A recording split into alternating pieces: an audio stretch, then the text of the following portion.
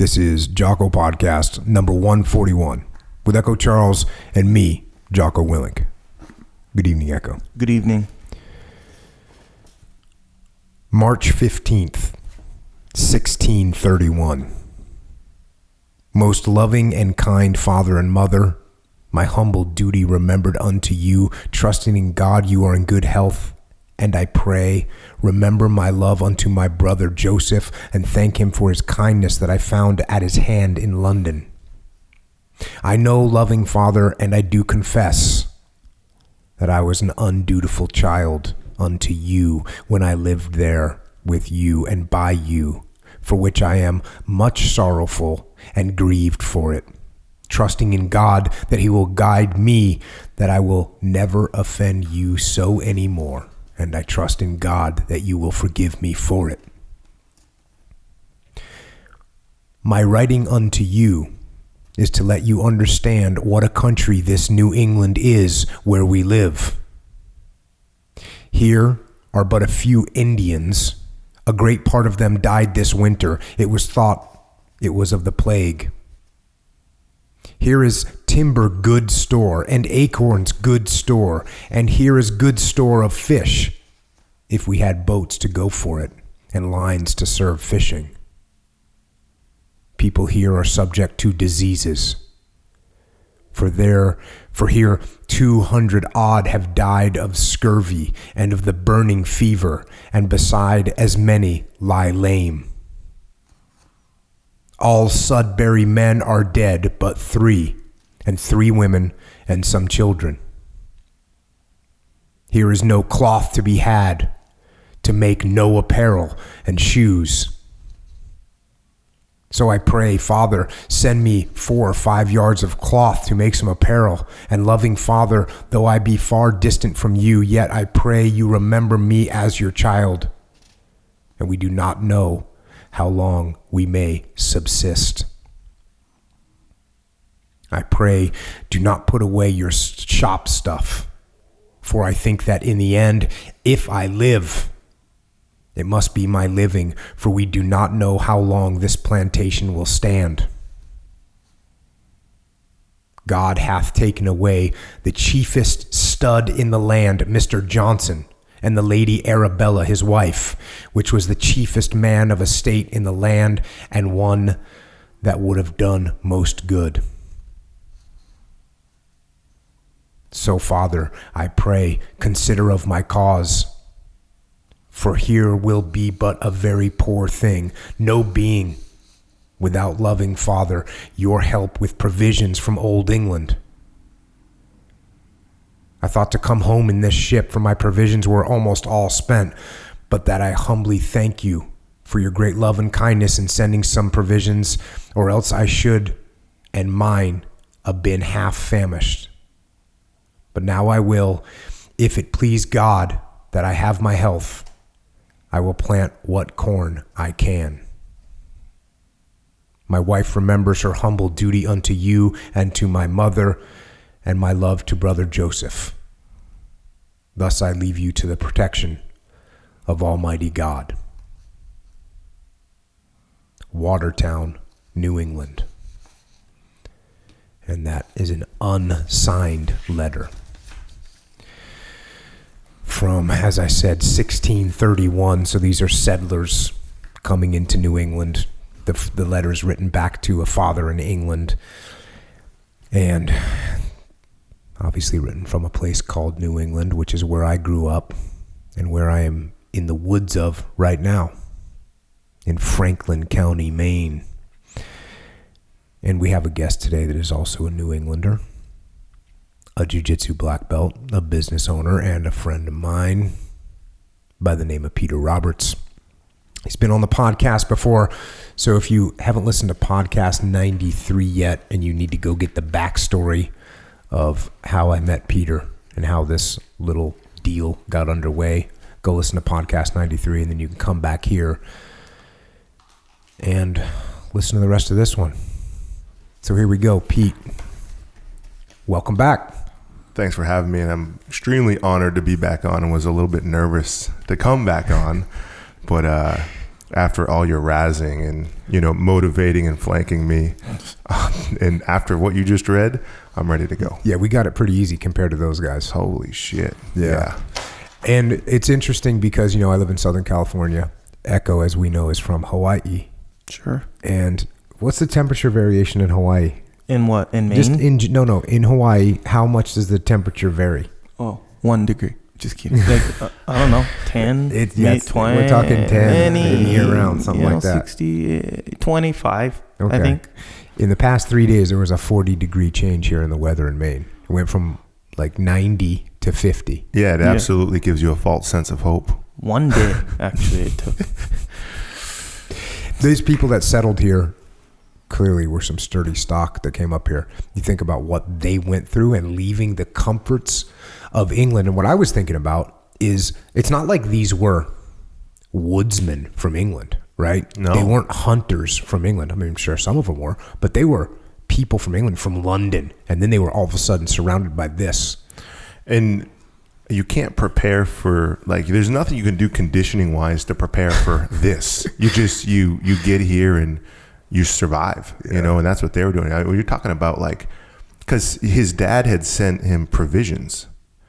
That was his insurance policy.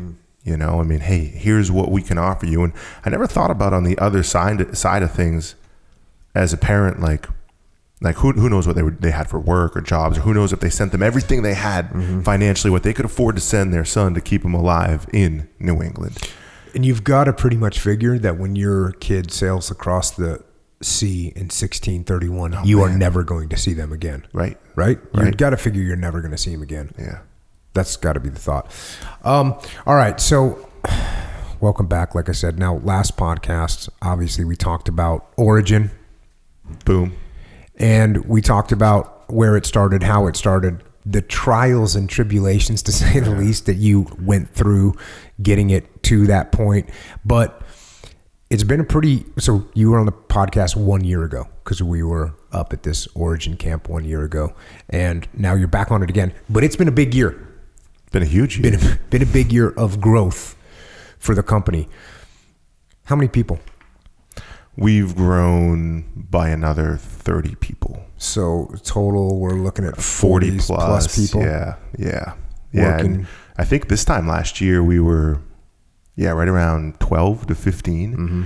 And we, you know what is crazy is, I don't know if I told you this time last year, I don't get real stressed out. Mm-hmm. This time last year we had the immersion camp, right? We had the grand opening of the factory. We had just moved 60,000 square foot factory into our factory, like 2 or 3 weeks prior, and it was still moving into. And there were some other things going on with business or whatever, and I don't know if I told you this. One night I left camp during camp. You did not tell me that. I left camp and went home. I was by myself, and my family was still here, and I was laying in bed and I couldn't get to sleep, and I just felt really weird. Like my body felt weird, and all of a sudden my heart, I felt like it was beating through my chest. And I was like, well, what is going on? Come to find out, I had an anxiety attack. Never had one in my life. I haven't had one since. And there was more going on. So what does that actually mean? I don't even know what that means. No, dude, I had never. That sounds like some Echo. 38. What are you talking about? 38 years. Actually, you're cruising super hard. So there's no so anxiety. hard, immune. Yeah. 38 years old, and it was like, I don't know what brought it on. I think there was a lot of. So what does that actually mean? So it means your blood. I think your pulse blood goes pressure up, goes up, and scientifically, I don't know. All I know is it was like. I thought you were going to tell me heart attack. No, dude, and I was like, whoa, and I just, So how did you know it was an anxiety attack? I told somebody what happened, and then they said, "Oh, you had an anxiety attack." I was like, "Okay, I'm not having one of those again." That was because we took down 2 elephants instead of 1. Do you think that's the most stressed you've ever been then? No, I mean, I don't feel like it was. No, I mean, no, not even close. I mean, so what do you think brought it on? I think it was a little bit of the unknown of what's to come. Now this is now it just got interesting because you're sitting here complaining about or not complaining, but you're making a statement about the unknown. Yeah. Now imagine getting on board of a little wooden ship and sailing across a country there's no pictures. You don't know what this place looks like. Right. You have expectations of You've things. heard about Indians. Right. With tomahawks. Right. That's what you've heard about. Right. Yeah. That's got to be stressful. So that was sort of a point when you were on last time. It was at sort of everything was launching at one time. New factory. You had all this stuff going on, and the day after we recorded that podcast was what? The day after I went home and slept that night, we recorded the podcast. Okay. Dang. I remember sitting in the factory that night, and a friend of mine drove by late night and we were recording, and all the lights were on in the factory, and it was just crazy. You know, the old New England church bells in the background. It was just an awesome time. And that kind of like got me to like my body only calmed down at that point, and I reset and good.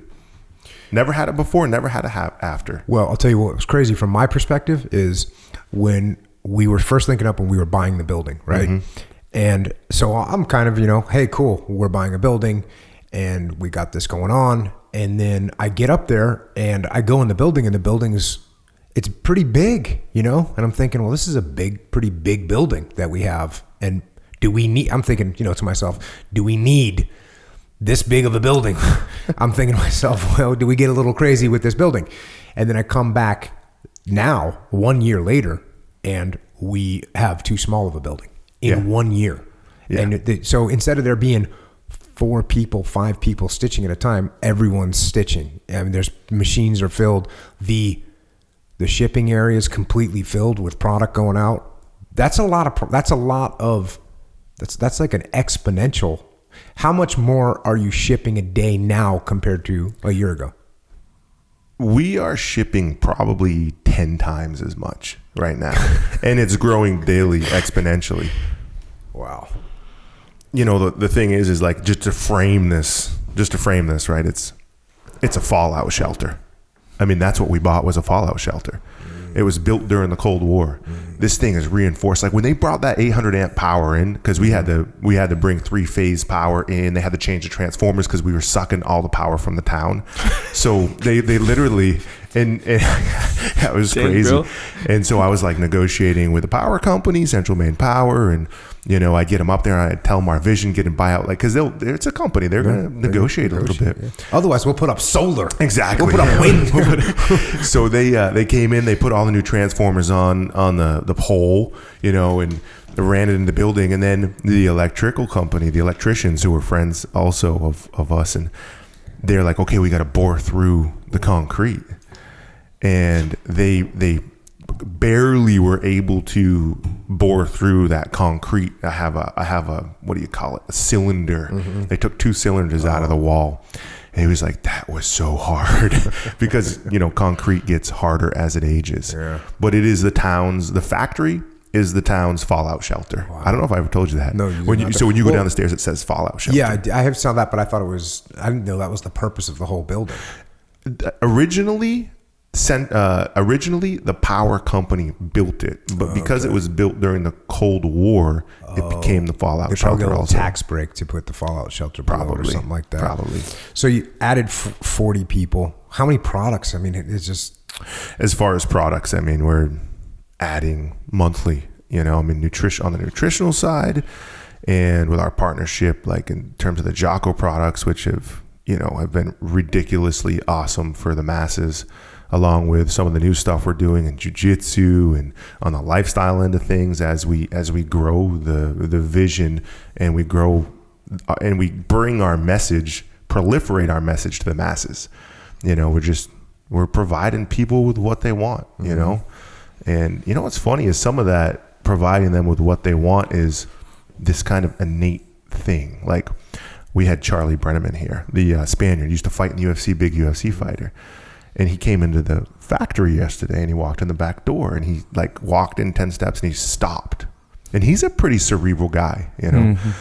I mean, you don't get to the top level in the UFC if you're not a cerebral person like that. And he looked at me and he said, hey, he said, "Hey, Pete, you told me there were no stupid questions," because that's what I always preface everything with. I was like, no, shoot. He's like, "Why do I feel the way I feel?" And I was like, "Well, what do you mean?" He's like a little bit shocked and confused. And I said, "Well, that's because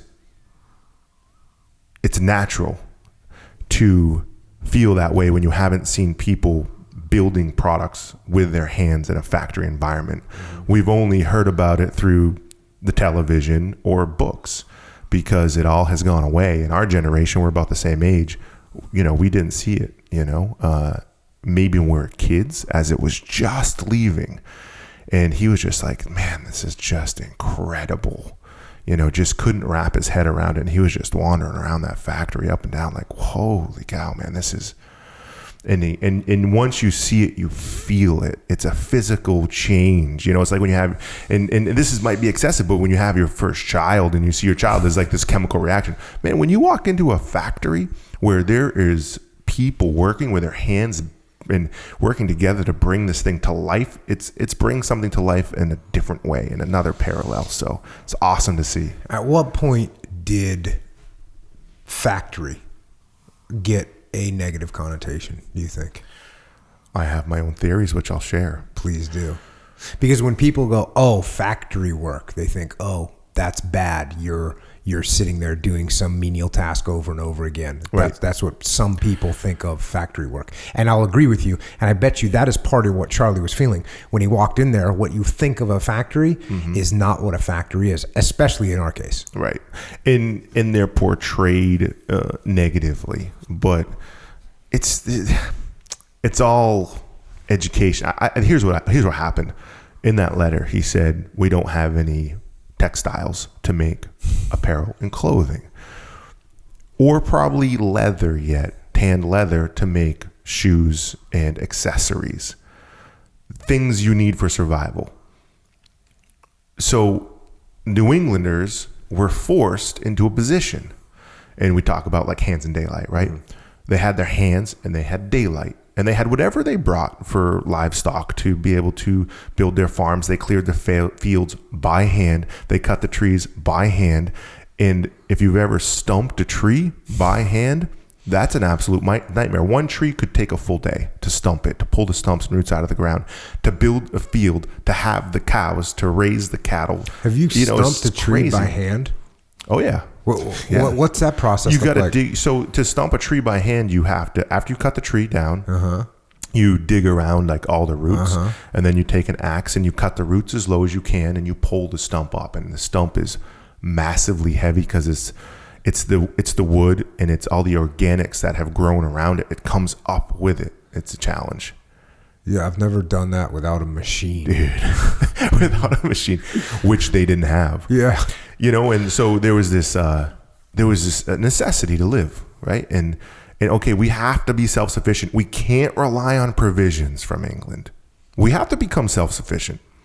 So the direction and the focus of the people in as a union was amazing when people come together for a common cause. We know that's an amazing thing.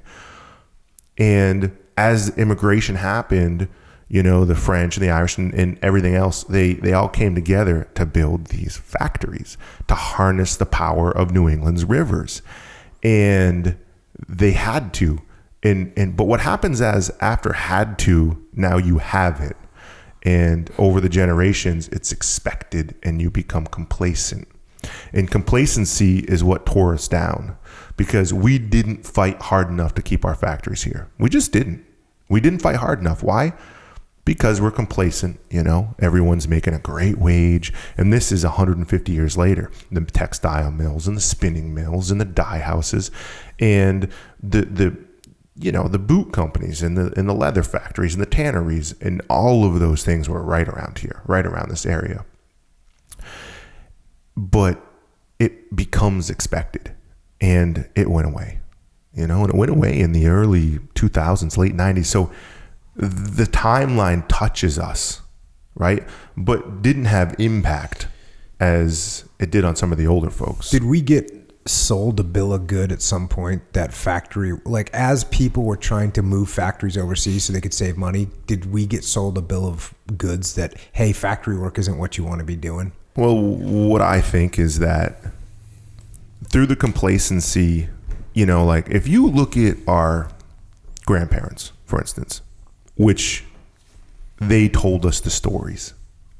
Hey, I used to go to the mill when I was 8. I'd go to the tannery. I'd pull tacks out of the hides. That was my grandfather. His mother worked in the Lowell spinning mills, right? So she was in Lowell, Massachusetts, and she worked on the spinning mills, you know, making the wool yarn or the cotton yarn to weave the textiles. She actually used to, at the end of the shift, she would sweep up all the excess wool. She'd go home and she'd spin it by hand, and she'd make blankets and stuff with it, which we have one in the family, which is pretty cool. Oh, that's awesome. So you hear these stories, but you heard it as through the eyes of hardship. So immediately you're thinking that this is a hard life. So that's how we were taught. And so the way that we were brought up more so is that you need to go to college to get an education so you don't have the hardship. Factory work now is a totally different beast. It's not like back then. Yes. 8 years old, bare feet working. Mm-hmm. That's what happened. And I think that the mindset, the gritty mindset, I think what was trying to take place was that kind of the hard work and work ethic and grit, you know, trying to be passed down to us, our parents, and then us. But what didn't happen was the experiential knowledge of it. So you just heard it. And you know how it is when you don't experience something you really don't know. And we became complacent, and then the jobs left. They just left. You know, trade opened up and they left. I mean, big business, take it away.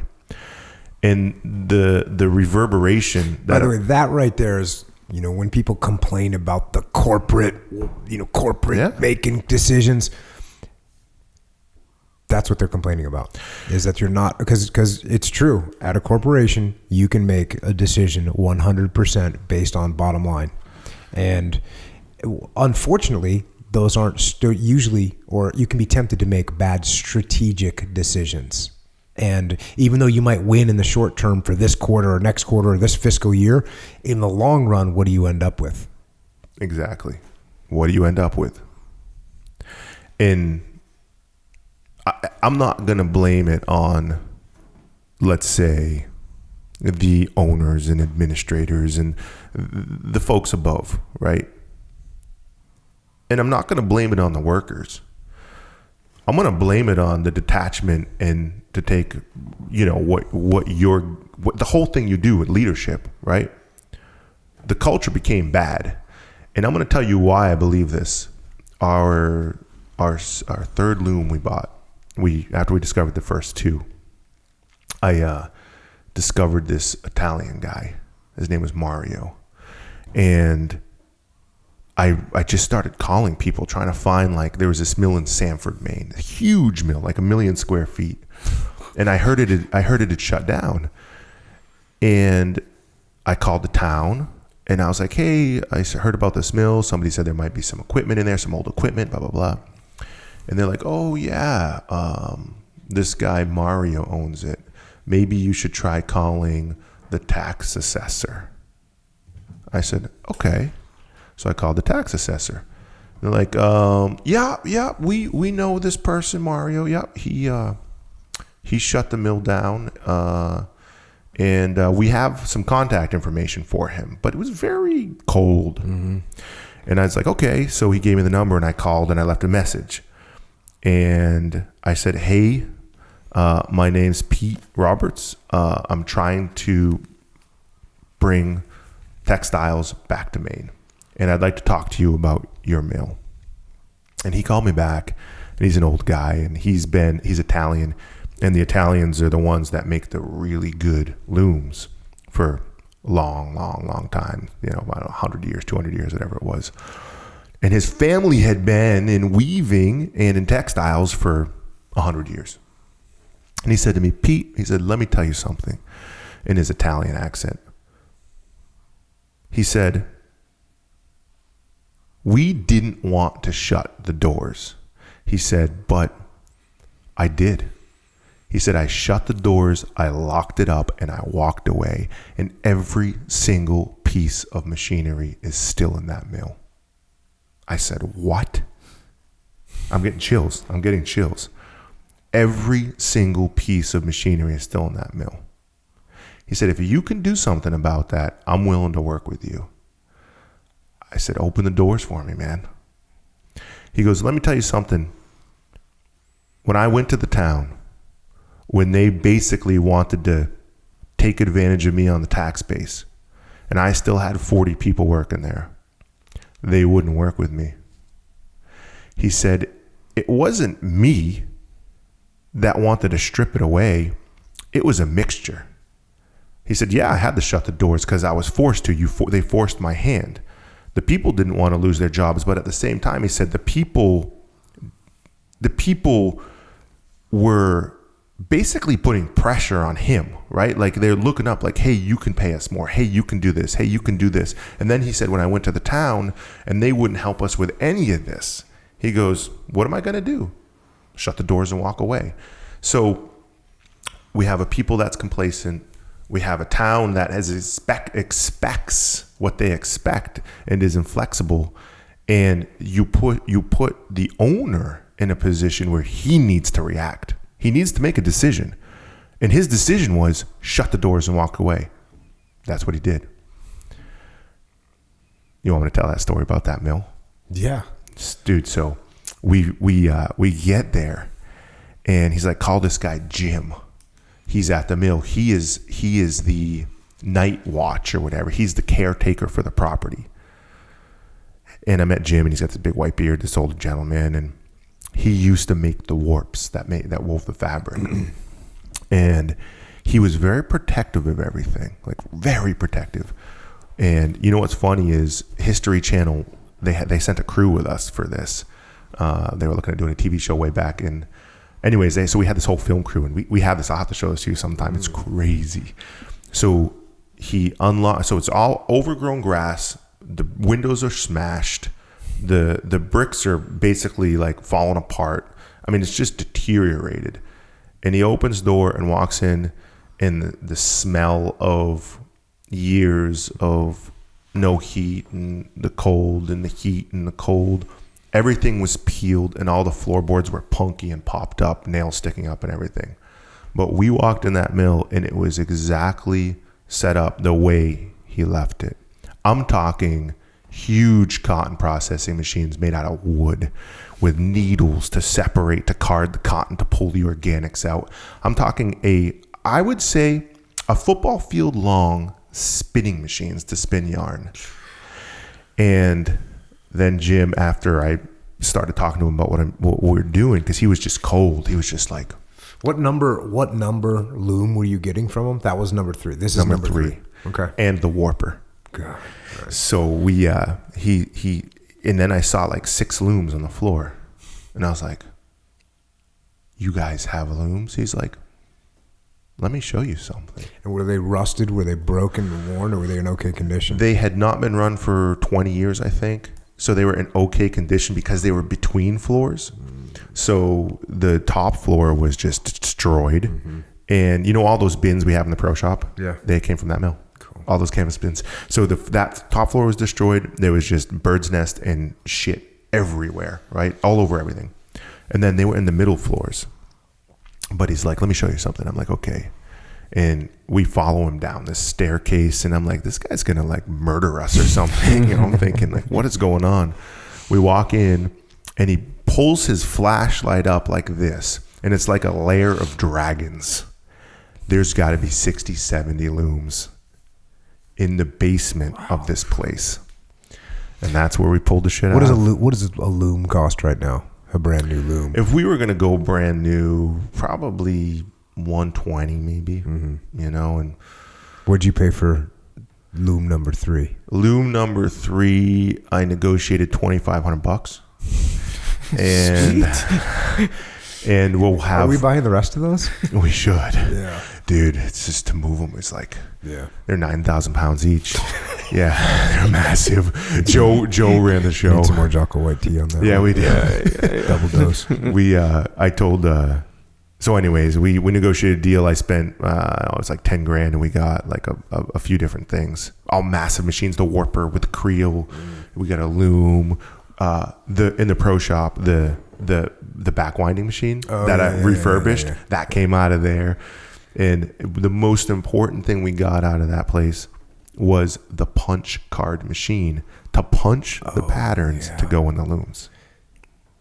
That's in my office. I keep that secured with lock and key. I see that. So that's how you actually decide how that loom is going to weave together the material, so it looks like dragon weave, or it looks like exactly. So that's the deal. I mean, that place was, and I'm still like trying to work with Mario to get more equipment, but yeah, it's tricky. Okay, so you were kind of doing that. You've been doing that. Well, obviously, once we met, you're at 12 people. You're growing. You obviously, I gave you a copy of Extreme Ownership. You read that. How is that? Has that played a role? How has that played a role? Because I know you've told me it's played a role. But like, where did you see yourself going? Okay, you know what? Here's something I need to do different. And I said this on an interview the other day that someone was talking about what kind of what'd they say, background check did I do on you before we started working together? Right. And is that was that the word? No, due diligence. What kind of due diligence? And I was explaining how we spent a lot of time talking and via Skype, and what I was really listening to and hearing was, you weren't making excuses about anything. You were explaining to me, hey, we tried to do this. I didn't know what I was doing. I had to learn that. Then I tried to do this other thing, and guess what? I didn't have enough capital. I had to figure out another way. You weren't saying, you didn't blame anybody else for anything. I mean, and we're right now at a great point with Origin, and you weren't always at a great point. I mean, you've had to do what every struggling business had to do, or small business has to do. That is struggle to grow. And when I talked to you, you already had the attitude of taking ownership of everything you could. But I know in talking to you that you've also pulled a lot of stuff out and said, oh yeah, this is had an impact. Oh yeah. I mean, there's tons of stuff. First of all, what Jiu Jitsu has done for me is exposed me. That's what it does. It exposes your weaknesses. So you get better. And that mindset, that Jiu Jitsu mindset, I like being exposed because our brains have changed, right? And I think that's what makes this work. Like if I don't see the weakness and somebody exposes it, the first thing I do is feel like a schmuck for a second. But then I'm like, okay, well, show me how I can get better. And there's so many times I've like texted you late night, hey man, can you talk? Can you help me out with this issue? Can you help me out with this problem? Because leadership for me has only come through playing sports and then running business, right? I wasn't in war. I didn't see the worst of humanity in how decisions can affect someone living or dying. I didn't see that, and I it's a whole nother level, and knowing that you had those leadership skills that were, that you conditioned to is really what it was. I just knew there was another level. And so when I actually listened to Extreme Ownership for the first time, I was just humbled by that, by the book. The two things for me that really, and of course I went to the muster too, and I'd recommend if you're in business, any leadership position, regardless of industry, go. Like, it'll be the most valuable thing you do for yourself. Like, it's hard to explain, but I can tell you, being there in the presence, first of all, of warriors, but also their stories is powerful. And connecting with them on a personal level outside of the muster, that's powerful. Decentralized command changed the game for us. Man. I didn't think I was a control freak. I was always like, you need to bring me a better idea. It's got to be better than my idea, right? I will go with anybody's idea. It's got to be better though. You know, it's got to make more sense. And I'll switch. I'll shut it down and switch immediately. But you know what I found out is I wasn't giving people an opportunity to give me their idea. We had a great culture. We have a great culture, but I wasn't giving them the opportunity to be leaders. I had kind of nurtured a kind of, I will help you decide. I'll help you. You know, you come to me and I'll help you. And once I shifted that, and I actually had a lot of our you know, managers and leaders listen to extreme ownership. And I'll tell you what, the ones who listened, I knew they would become leaders. And the ones who gave me slack about it, I knew there's another path for them. Because you have to humble yourself, you know, to listen and then not only listen, but apply it. So, and then I've gotten a little off course with the decentralized command too. I've given a little too much in, you know, the dichotomy of leadership, which is a whole nother thing, right? So, but then I've had come at me like, people make decisions, but not be the right decisions, you know, and have to bite my tongue about it. At the same time, I've had the leadership skewed, you know, like decentralized command can be skewed from the other side.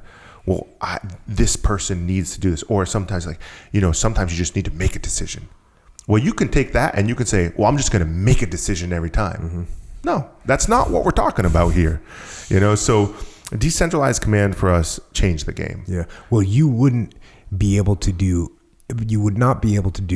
anything that you're doing right now if you were trying to control everything the way you were a year and a half, 2 years ago. Impossible. Exactly. And the growth, and I would say that the transition between growth phases, which is a lot of transition, has been so smooth because we're all on the same page. You know, we're all on the same page. And winning at all costs, which is a big one for me, because that's where you got to completely drop your ego. We've had some conversations about that. Yeah, well, and interestingly, I talked about winning at all costs at the muster. I haven't really exposed it to everyone, but you know, the basic concept is that when we say winning at all costs, we think of that from an attitude of being completely aggressive, moving forward, never stopping, no matter what happens. I'm going to execute the plan that I came up with. And that sounds good, and it gets everyone all fired up. But the reality is, and as a matter of fact, you and I were just talking about this. Just did. Somebody here at camp said, basically, is it okay to quit? I feel like I don't want to quit, but I've got something going on. Basically, a guy, great guy, hard worker, has a business, been running his business. His goal was to get this business up and running, a very hard business, a very labor intensive business, a very fickle business, agriculture. And he's been grinding. He was at camp last year. I talked to him a lot last year. I remember. Asked me a lot of questions about, you know, leadership and ownership and business and all that. Comes back this year and, you know, he came to me this morning. And really, I think this, and I told him this conversation that we had made it feel like it was worthwhile for me to come to camp, because he said to me, you know, I feel like, is it ever okay to quit? I know I'm not supposed to. You know, he was in the Marine Corps. It's like, we don't quit. And I said, have you listened to all the podcasts? And he goes, yeah. And I go, because I answered this question. I answered this question. The question is it ever okay to quit? And so you and I just had this conversation.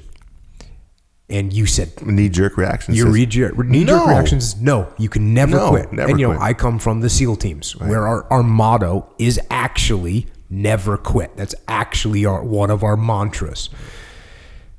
And then I said, okay, Pete, if you came up with a plan that was driving our business into the ground, but you were just never going to quit, Would that be good? No. And you're like, no, okay, there you go. This is the dichotomy. It doesn't work. Trickster. Yeah, I'm a little trickster. I'm a little trickster. So that's the problem. If you have something that is like that whether it's, hey, I want you to charge this machine gun nest, or whether it's, hey, I want you to continue to execute this plan, or whether it's, hey, I want you to, even something like this, hey, you should keep training hard, right?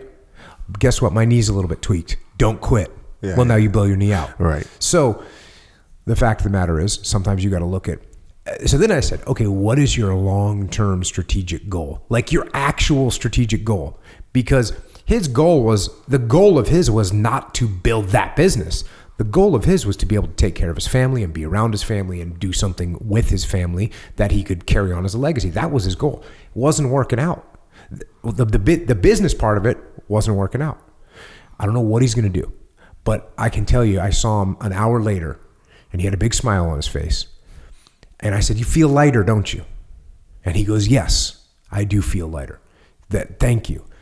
But the point is, not that he's necessarily going to stop, but he's going to maybe shift his direction a little bit, or he's going to attack it with a different perspective.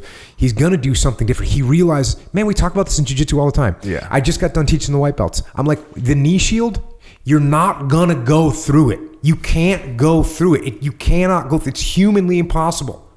You cannot go through the knee shield. You have to go around it. You have to go under it. You have to back away from it. You got to do something else. So if I say go through that knee shield and you just go forward, and you never quit, guess how long you're going to be there? Forever. Because you can't physically move your movement. Yeah, you can't do it. So this idea of like never quitting, it's something that we have to be careful about. We have to be careful that what we're not quitting is something strategic. And we have to continually check that strategy, that strategic goal that we're moving towards is actually something that we want. I had this conversation with Leif several years ago about Echelon Front. And he was like, oh, we got to expand. And I said, yeah, absolutely, we got to expand. And we were talking about how we were going to do it. And we started looking at like how many gigs and how many numbers and how many things and how many events and how many companies we're going to be in. And I said, let me ask you this. Why do we want to expand in that manner? Is that really what we want, is to expand in that way? And we thought about it, and it's like, no, actually, we want to do something a lot smarter than that. So we quit. Basically, you adapted. We adapted, but we did. We adapted, but I mean, to look at it in the blunt language of like, oh, we quit this direction. But that's a finality too. It is. We didn't quit. We didn't quit the strategic goal of growing, of spreading the word, of helping people learn, of bringing leaders up to their potential. That's what the goal is. The goal isn't, hey, we want to have X amount of clients. We would rather have the clients that really adopt what we say, that really absorb what we say, that we can really have an impact on. That's what we're looking to do. So yeah, those kind of things are important to consider. And I know that's some of the conversations that we've had about winning at all costs. So winning at all costs means sometimes you do things that on the surface, they don't seem like winning moves. I know. And that's the hard part. What's crazy is my wife read Extreme Ownership. She devoured it. But watch out now, boy. Oh, man. And sometimes, 99% of the time she applies it. But sometimes she'll say to me, I just don't feel like playing your game today. You ever heard that? Not from my wife, no. Yeah. Well, I mean, I work with my wife. We have a great working relationship. And actually, that's something that we should talk about, because you do have a great working relationship with your wife. I hear you on the phone. And that is basically her saying, like, I don't know what she's trying to say, but I do what you do in Extreme Ownership. I'll do it. Yeah. It was some of the toughest conversations will be like, it's 6 o'clock or 7 o'clock and she's still working to make sure we win at all costs. She's actually physically shipping product with the rest of the team. And she'll work till probably 10 to do that on occasion. And I'll walk out and I'll be like, how's it going? And she'll be like, good. And I'll be like, I haven't trained this week. I was thinking about going to train. And then she'll give me the look. That's not me winning at all costs. And it's kind of like one of those things you got to balance. Like, what's the most important thing here to make happen? Mm-hmm. But at the same time, when she's in the game, she'll be like, I know you need that. Mm-hmm. So I will handle this. Mm-hmm. And then it's kind of like you scratch my back, I'll scratch yours. In the military, it's called a mutually supporting relationship. Mutually supporting That's what it's called. You're going to take care of me this time, and tomorrow I got you. Yeah. You know, when you're all sore from you trained last night, guess what? You can get in here and stay late night. Exactly. And let me go do something relaxing. Exactly. But you know, there's occasions where like winning at all costs is like, it really is. Sometimes you're just like thinking like, oh man, I've got to freaking do this, bro. I gotta. And it's like, I'll go in my office and I'll sit down and I'll like put my hands on the desk and I'll just like put my head down and close my eyes and be like, reset, go. And then just go do it. Yeah. Like just move. I had this conversation with another camper up here that was like, you know, I love extreme ownership, but one of my friends has had trouble with it. And I said, oh, well, what type of trouble have they had with extreme ownership? Well, he's trying to get his team to take ownership, and they're not taking ownership. And I said, okay, more, expand. And basically it's like, oh, the team messed something up. And he's like, you guys got to take ownership with it and fix it. And that, in your mind, you're thinking, oh, I'm going to get them to take ownership. Yeah. That's the problem. That's the problem. That's the problem. The real, just so everybody knows, yeah, the real thing that you do is you say, oh, I see that you guys failed on the project. I obviously let you down. I obviously didn't give you clear enough guidance. I didn't explain it to you well enough. I didn't give you the resources that you need. I didn't, and you don't say this part, I didn't micromanage you enough. Right, exactly. Because when you start saying, okay, I'm going to come in, I'm going to make sure we get that done. Hey, you know what? I only met with you 3 times over 3 weeks during that project. That's my fault. Now we're going to meet every day because I want to make sure that we're tracking. Yeah. And if you do that, you can will stuff to happen. I mean, you can make things happen through force of will. And so in that situation, you get down there, you're going to meet every day. You're going to check at the end of the day. You're going to make sure that we're making progress on the project that we're supposed to. And your team now goes, oh, damn, we don't want this. Bro, we got this. Back off. And then you know what they just did? They took ownership. Exactly. And you win. You know what I have to be very careful of, though, is because of the fragility of human resources, which are also in our culture, it's our family too, is saying the word failure, you know, and I think the thing is, and where the transition happens is when you understand that, and what I'm trying to get like Amanda to understand is that extreme ownership it's not a game. It's actually a way of thinking. And you really have to believe that. So when you're saying, hey, I gave you too much, I gave you so much, there's absolutely no way you could have handled that. I failed you by asking you to do that. The words coming out of your mouth, you have to believe. A lot of people will say it, but they don't believe it. Innately, they don't believe it. Totally. And that is the ego, and that is actually getting it. And you have to take yourself and you have to put yourself in their shoes. Mm-hmm. And if you can't detach and do that, then you are playing a game. Yeah. You're playing a game, and it's not a game. It's not a game. Yeah, and I've said this one before where someone says, you know, when I get in front of my team and I say, hey guys, this was my fault that this happens. And then someone on the team goes, yeah, it was your fault. And you know, when I'll ask groups, I'll ask companies that. I say, what do you say to that? And people get all like, they get confused. They say, well, you should tell them about what the mistakes that they made so they can see. And it's like, no. What you actually say is when you say, hey, this was my fault, and they say, yeah, it is your fault. And you say, I know, that's what I just said. Yeah. It is absolutely my fault. Here's the mistakes that I made. Here's what I'm going to do to fix them so we do better next time. I usually just say, I won't let you down again. I'll make sure this doesn't happen. Yep. I was down there fixing a loom the other day. Yeah. Did I tell you about that? No. Our loom tech, you know how you asked about when we first started working together, you're like, well, bro, what if something happens to one of these old timers that helps you with the machinery? And I was like, we find a way. How many moving parts are on a loom? There's got to be 10,000 parts. It looks like the most insane contraption. That looks like when you look at one, and you see it moving, you think to yourself, there's no way that this works. Yeah. I know. There's millions of little like needles. What are they, little hooks or something? Little hooks They're and like, yarns, and it's a little brain stuff. It's crazy. We were so Lenny, our loom guy, who got us set up with everything and refurbished everything. And when I say, hey, we bought a loom for $2,500, I mean, like we got a frame for 20. It's like getting a car frame, and now we're going to build a car. So, you know, it costs money to get these things back up and going, and most importantly, knowledge, because we have to have all the parts machined from scratch that they don't make anymore. And then you spend 10 grand on parts that you had machined and they don't work. And that's why loom number 3 is still down. Which I'm failing at. It was such a great story until that part. Loom number 3 salvaged. It still doesn't work. Yeah, we actually, on my podcast, we just talked about if we made the right decision. You'll have to listen to that. Yeah. Did we make the right decision?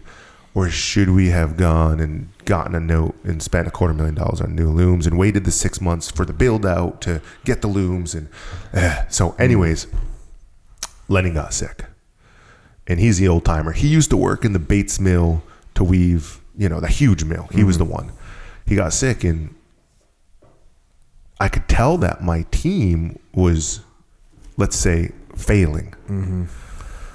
And that was one of those times recently. It was about a month ago where I sat in my seat and I just kind of was like, this isn't working, and it's not going to work if you don't drag your ass downstairs into the bunker, into the fallout shelter, because that's where these things are, into the dragon's lair, and fix it and show them there is a way to fix it. Go hands on. And so we went down there and we started stripping things apart, completely apart, and figuring it out. And after a solid 7 to 10 days, not hours, 7 to 10 days, we got it back up and running. And you know what that did to that team, that 21-year-old? Oh, I actually know what it did. Go ahead. No, you tell me. Well, people ask me all the time, what can we do to make our team tighter? And I say, if you want your team to be tighter, if you want to have better morale, do hard things together. Do hard things together. It raises everyone's confidence. Man, awesome. It brings everyone together on the team. It makes you feel like you got over something. A lot of companies that I work with now are companies that survived the economic downturn, and they talk about it like they went to war. And they survived, and now we're tight, and we're bros, and nothing's ever going to tear us apart. Yeah, I'm getting the chills when you're thinking about that. That recession was war on business. Yeah. The military units, what makes a military unit have morale? Well, you put them through boot camp, and they go through hard things together. And then you take a special operations unit, you put them through tougher training, and it makes them even tighter. And then when you take a unit, a conventional force unit or a spec ops unit, and you put them into combat, they're going to get even tighter. And the harder the combat, the tighter they get. So you and your crew spending 7 days, 12-hour days, trying to figure out this significant problem and overcoming it, it brings us tighter together. And like your 21-year-old kid that's learning how to do this, I don't know why I'm calling him a kid. He's a man with a job, making stuff happen. He feels, all right, I've got value. I've got confidence. This machine doesn't run me. I run this machine. Exactly. And you know what was funny is when, like, people are looking, it's the truth. Yeah. People are looking for, like, how are we going to solve this? And I have this rule. It's basically ask me once, ask me twice, ask me a third time, I'm doing something wrong. And what had happened with the loom, because I knew what a nightmare it was going to be, is I decentralized from it too much. So they were in my office over the course of the first 2 to 3 days. It might have even been a week, at least a dozen times. Got it. So your red flag for you're too far detached from something is ask once. You're not too far detached. It's just an issue. Ask twice. Details. Okay. I left the details out. Okay. Here's a little bit more. Yep. Third time, got to get in the weeds. I'm going. Yep. Got to make something happen. And that's just my own. And I think that helps. Like, just helps for sure. For sure. Out there. Somebody, if I'm in a combat situation, someone calls me up and say, "Hey, Jocko, we got movers over there," and I'm like, No, we're good. They call me again. Hey, I think I see something. No, there's nothing being tracked. Hey, we got some situation down here. Guess what? I'm going to go find out what's going on. And you know what the other thing is like what to that end is we were sitting in the golf cart the other day. And I was on the phone with Jill, and she called me, and we're at camp right now. We're at the Origin Immersion Camp. And she called me and she's like, hey, the cover stitch waistbanding machine is down for, our elastic waistband. And I said, okay, did you call Bill? And she's like, yes, but he can't come in. I said, let me call him. She said, okay, call him. Bill, can you come in? I can't come in till 1. I said, good enough, but you can be there today. He said, yes. I called Jill. He said, hey, I need you to ask if Maggie, which is one of our stitchers, can stay late so that Bill's going to come in, fix the machine so that she can get production done. What does that do to Jill? Let me dig a little deeper into that machine. So when we showed up at the factory the other day, everything was back up and going without Bill. So at the same time, that flank, and I've learned a lot about flanking, I would have driven over there. I would have left the session. But showing her that somebody else is going to have to be put out. I'm going to be put out. Bill's going to be a little put out. Maggie's going to be put out because she has to work late. So there's 3 people that are willing and ready. And there's one that probably could just dig a little bit deeper to see what the problem is, and come to find out she fixed it. Boom. And Jill getting it done. Yeah. So it's just, and she, and I'm sure, and I haven't talked to her yet because I haven't seen her since then, but I'm sure she thought about that and learned from it because she's listened to Extreme Ownership, and she can't wait for the next book, Dichotomy of Leadership. But she's listened and read, and she listens to your podcast, and everybody in the factory listens to the podcast. We've got Cindy up in shipping who's like, she's got it on Screech. You walk by like, hey, Cindy, she's like, what? I'm listening to Jocko. And I'm like, okay, you keep rocking up there, girl. So I know I swung by there the other day, and she's like, look at my setup, and she's got like 4 YouTube tabs open. Jocko podcast, Jocko podcast, Jocko podcast. Jocko. She's not listening to 4 at once, but she might start doing that. Yeah. She's getting after it big time. Is. So, a lot of the staff listens to the podcast, and I get a lot of questions from them because leadership is a skill that is, it's acquired, through practice. For sure. People, I used to believe, I don't know if I've told you this, I used to believe that you were a born leader. You ever heard that? I have, and I've discussed this before. You are born with some leadership qualities. Some of them are good, some of them are bad. You can improve. Oh, yeah. And the more you pay attention to it, the more you will improve. There's only one person that can't improve their leadership, and that's the person who lacks humility. Yeah. If they lack humility, they're not going to get any better. Yep. Because they're not doing anything wrong. In their mind, they're not doing anything wrong. You know what the hardest thing, though, is at the factory is we have a lot of different walks of life, of folks from different walks of life. Mm-hmm. But this is old New England. It's not quite the New England we're talking about, but there's a lot of parallels because of the recession and then the lack of jobs and the lack of factories. So for the folks who didn't go to college, and I don't even think, I'm going to say right out, like, I haven't said to my kids, which college are you going to? I've asked them many times, what would you like to do? Mm-hmm. But I'm not one of those parents who's like, which college are you going to? Where do you? And I think that's okay too. I'm not saying it's not. I've seen both ends of the spectrum from my own experience, mm-hmm. and I don't want to pressure them to go into the trades. There's great money, and all these different opportunities, especially with the resurgence of manufacturing. There's going to be so many opportunities. But these people from the different walks of life, sometimes they're finding their value in life by doing the work they're doing. And what I've found is something I didn't know existed and discovered is that they make the product together as a community, and that product goes to the consumer. And in the past, that ended. Those two things, there was one and there was the other.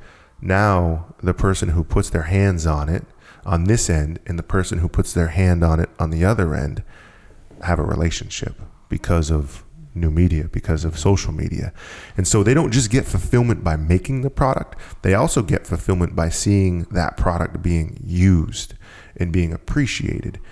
And with extreme ownership, when this person here on this end, the worker, they're finding they find their being in it. They find so much value. It's like, it's a powerful thing. I have to be very careful in my own leadership ways not to take that away from them. Mm-hmm. And so that approach has got to be perfect per person. Mm-hmm. So I have to shift the way I talk to people. Modulate. Yeah. I got to shift. I can have like 25 conversations, and I would have it 25 different ways depending on who the person is. Yeah. And you learn that by practice. Yeah. Yeah. So speaking of too much ownership and the dichotomy of extreme ownership, because there is one, I got you one of the copies of the new book, Dichotomy of Leadership. Where'd that fall out in your brain? Well, I sat down. I'm not a big reader. And because it was an audio book, I got the paper copy. I was like, okay. So I sat down on a dock at our little cabin on the lake. And I sat down, and everybody was around me, and I was just in it. And it sucked me in. And I've never had a book suck me in. Dang. Yeah. So it's the first one I ever got sucked into, and all of a sudden I looked up and the sun was going down behind the mountains and everybody was gone. I was like, what happened? And it's one of I'm going to tell you, like, extreme ownership, everybody needs to read or listen to. Dichotomy of Leadership is actually going to correct your brain. Like, you think you know because you read that book. Now it's time for us to tweak what you're thinking. So it's powerful. And I think for anybody, like my little sister and my brother-in-law, they're ed techs, and they're in a whole different game. They're working with children. Like, it's just so valuable. It's life lessons. Something I realized, so as Leif and I have been talking about why we wrote the book, The Dichotomy of Leadership, why we picked that topic. And what we've been saying is most of the questions that we would get asked would be about the dichotomy of leadership. That's completely true. But I'll tell you, on top of that, more important, most of the answers that I give are that there's a dichotomy in leadership and you need to be balanced. Yeah. That is what even today, I got asked at camp, hey, Jocko, I'm a white belt, but I want to be default aggressive. But I also hear you tell me to relax all the time. Which one is it? What do you want me to do? Should I be default aggressive and get after it? Yeah.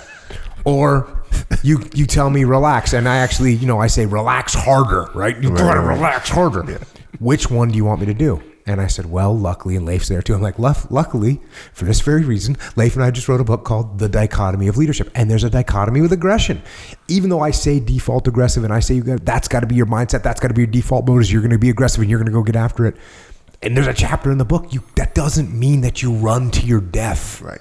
You have to balance that with caution, with energy conservation, with not wasting movement on the mat, with not wasting capital in business, without burning bridges.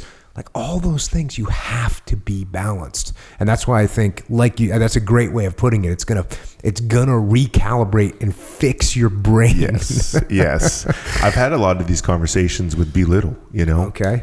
Because he's a different beast than I am. I'm pretty passive. Like, do your job, do it right. Like, I'll help anywhere I can. And that's just in general, right? Mm-hmm. Like, I'm there. Like, I'm there. I'm always on. Contact me any time of day.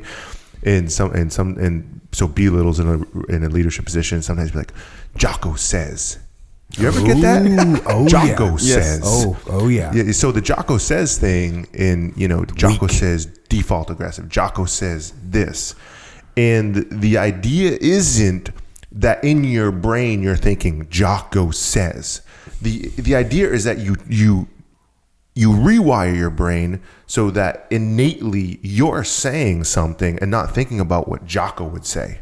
You want to make it your own, and that's real ownership. And we were talking about a little bit ago. Real ownership is that you're not just saying it, but you're understanding what you're saying and why you're saying it. And the words are coming not as a game, but as truth, because that's what you believe. Yeah. And that, I think, takes a long time for people.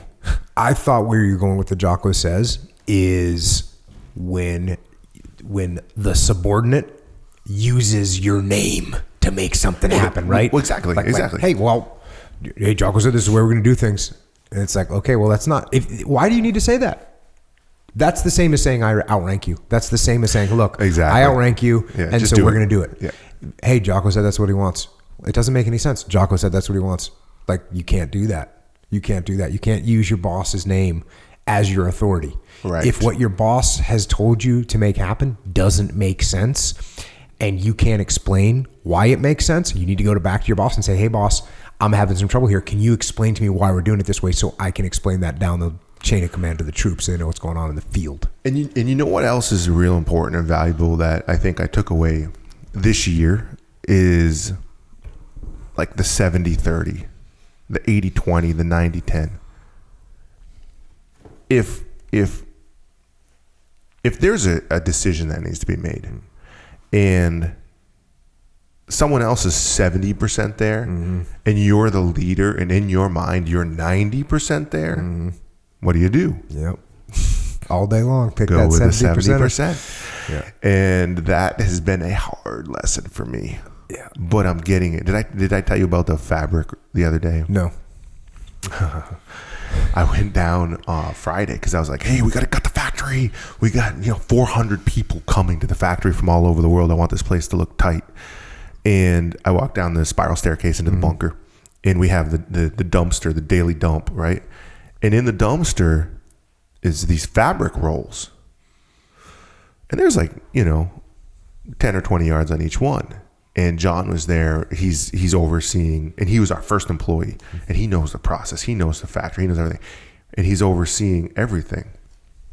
And I told Ryan Mickler this the other day. I put my hand on the fabric, and I had this attachment to it. And I was like petting it, and I was like, okay, what am I doing? What am I doing? And I look up and I go, John, I said, why is this fabric in the dumpster? It was the first fabric we made.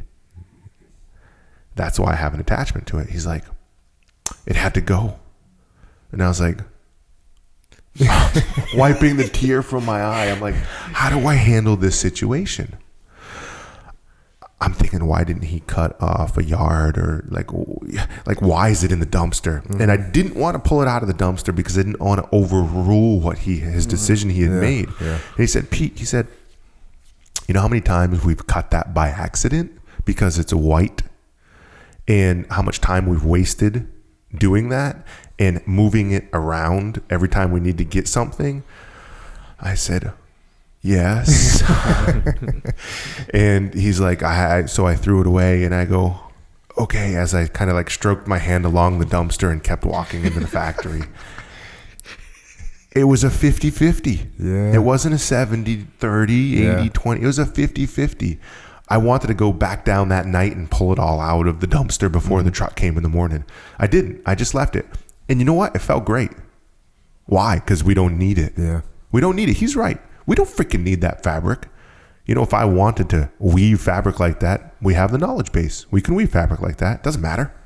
Right? What does it matter? Because I have this emotional attachment to it because it was the first fabric we wove. Whatever. It's gone. I'm good. Move on. Had to let him make the decision. That's a rough one. That reminds. That's a rough one. That's like your first surfboard. I've talked about this. I've got a lot of T-shirts. Yeah. And for whatever reason, I got a kind of issue with T-shirts. Yeah. Because I have from Jiu Jitsu tournaments that I was in 1996. You got to keep those. And 1997 and 1999 and rock concerts that I went to, and just cool whatever T-shirts that I got along the way. And my wife, I've got one. She'd be like, John, she wants to throw those right in the dumpster. Yeah. No. They're in the drawer. But just so everybody knows, before you send me this recommendation, because I know on social media a lot of people hit me up last time saying, hey, you can get quilts made with your old T-shirts. Yeah. So I know that, And if it comes down to it, we've got a factory full of workers who can make you quilts. Oh, they would love to. Dang. Oh, they would all be like, we're making Jocko a quilt. Yeah. I'd actually shut down the factory for a day. I literally would for an exercise, just like a group exercise. Send them over, dude. We'll make it happen. Bro, I went in on that big time. We can make it happen for you too. How many t-shirts do you have? Plenty. Oh, plenty. Yeah. I had a shirt. I had a sweatshirt. I wore it every day for 10 years. Yeah. It was yellow. Oh, I know. My wife called it Big Bird. She threw out Big Bird. I'm emotionally scarred from it. Yeah. I had a pair of shorts. I had a pair of like crappy, real thin cotton. Yeah. Real thin cotton. Yeah. Cotton. They were the most comfortable shorts ever, and I'd wear them around the house on like a Saturday, just cruising. And maybe this was the end of my cruising career. My wife just threw them away. No reason. Just a ruthless woman. Devastated them. So that actually explains a lot, because we're so on the same page. It's kind of scary when it comes to like making durable goods and making all the new gear we're going to be launching next year. Is that, and you know what somebody said to me recently, is people are in life, their attention is being pulled, and it's everywhere. Your mind is everywhere. The last thing you want to do is be uncomfortable. That's the last thing you want. You can be uncomfortable in life with everything you're doing, but when we're sitting here, I'm sitting here in some new grappling shorts because I looked in my suitcase, I dug through everything. I was like, what am I going to be comfortable in? It's these freaking grappling shorts and this t-shirt. I'm comfortable. Yeah. And I think that's valuable. I think it's important, or else they wouldn't have been talking about it in the 1600s. We don't have textiles or boots to make the apparel we need to be able to work, be comfortable and work. Yeah. Well, and I actually, call me an idiot, but I was more interested in that piece just from the hardships. And as I was reading it, I was like, he's talking about yards of cloth and apparel. That I feel like a brilliant move for talking about that. Yeah. But it was just like kind of random. Really? Yeah. That's pretty good. Yeah. Not bad. As we talk about leadership a lot, always, and but what's interesting, I always talk about leadership, and people will sometimes ask the kind of typical question of, what's the difference between leadership and management? Or do you think leaders and managers are the same thing? And I always say, hey, look, you lead people and you manage money and you manage timelines and you manage process. You are actively involved on a daily basis in doing both, in both leading people and managing the process. So you've done not just growth and leadership this year, but also in process and management. Yeah. And I'm not the best. We have a great team of people that help. Like, I'm all over the place when it comes to that, as far as I enjoy it. But at the same time, I need to be kept in check. Like, you can spend too much time in one area and not in the other area. But as far as the process and the team, for me, they're one and the same. If you build the team, then you'll get the process together, because you're all moving the same direction.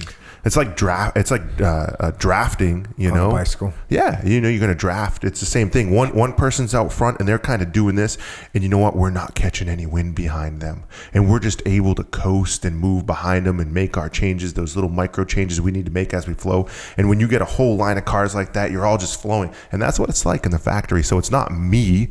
I'm taking your leadership techniques and this way of thinking is what it is. It's a way of thinking, and I'm just kind of filtering it down the chain. And we've got good people, and together we make it happen. So I may have started it, but it's not me. It's everyone. So for the process, the process then is decentralized. You've decentralized the way that you create the process. Totally. And you know how exactly. And it's Jiu Jitsu, and it's extreme ownership, and it's everything.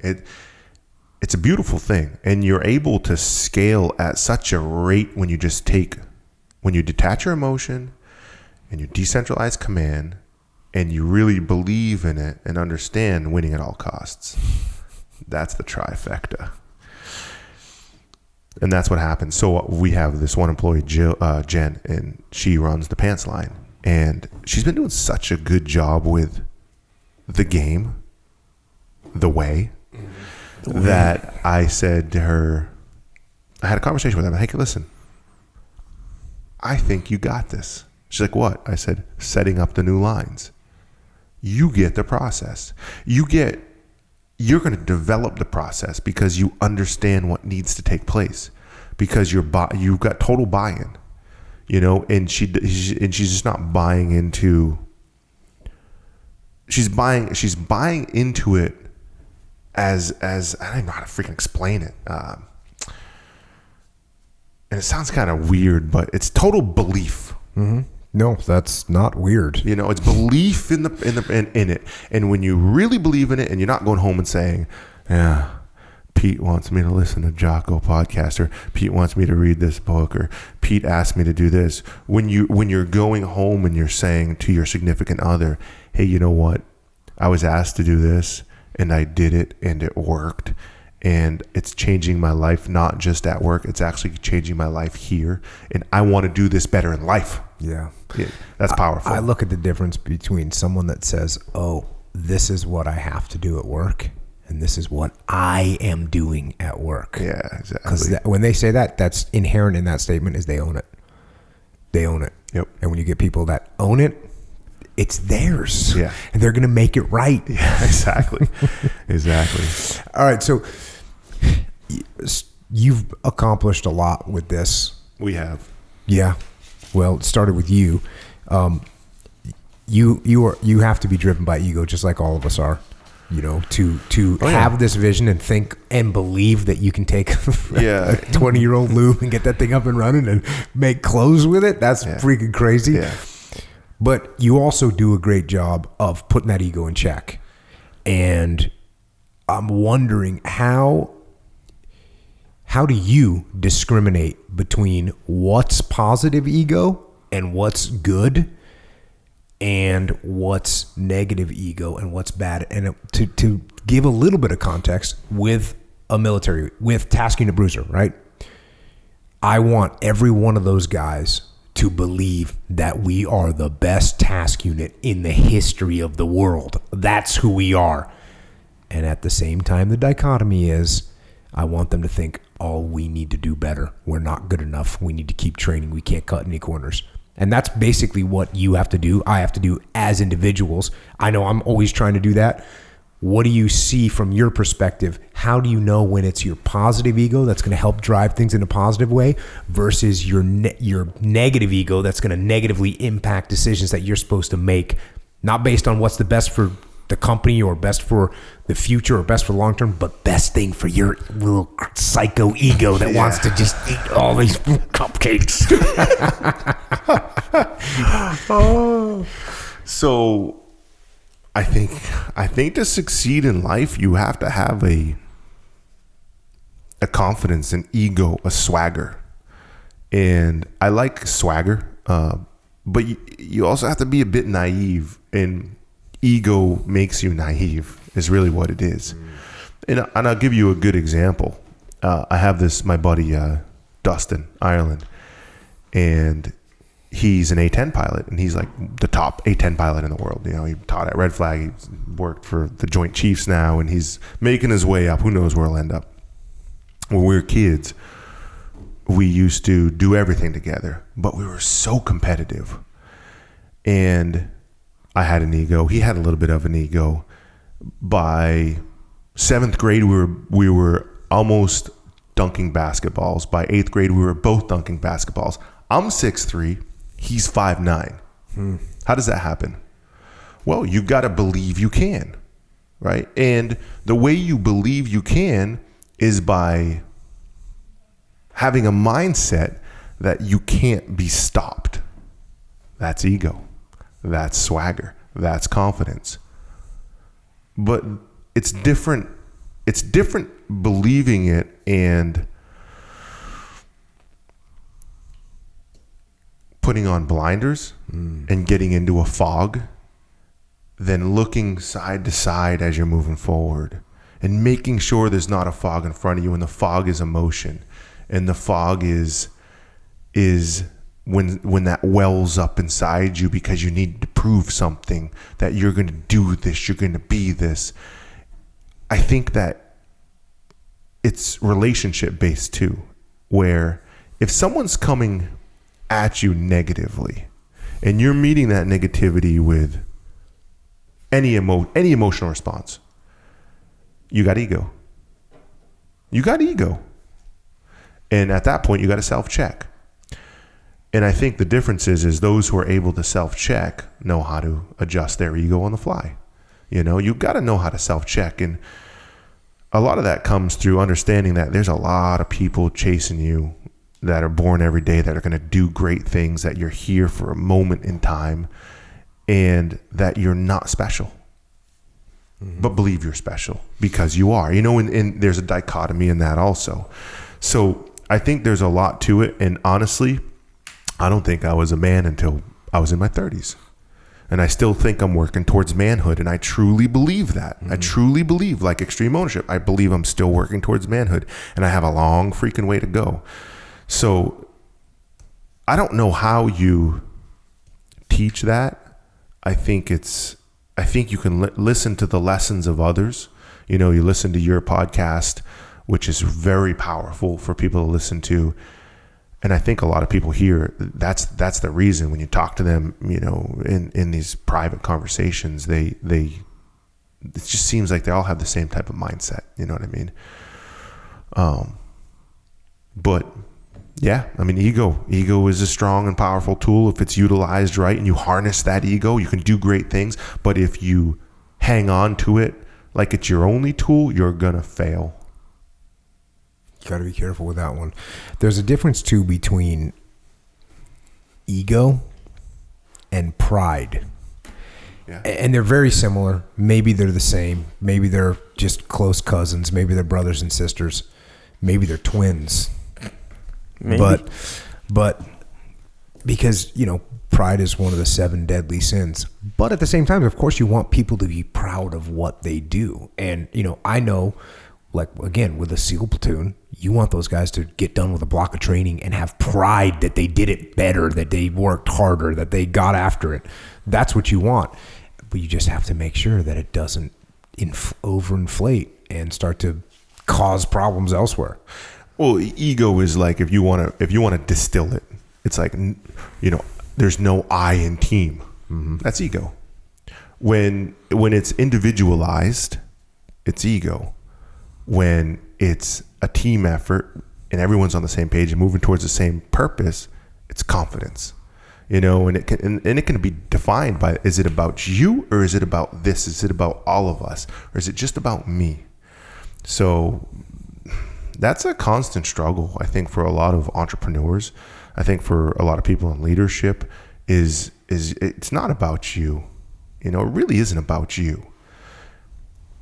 It's about what you're doing and how you're doing it, and that you play a role in that, but you're not the lead role. You know, it's not a one-man movie. You know, it takes a supporting cast, and that supporting cast is everybody behind the curtains that no one sees. And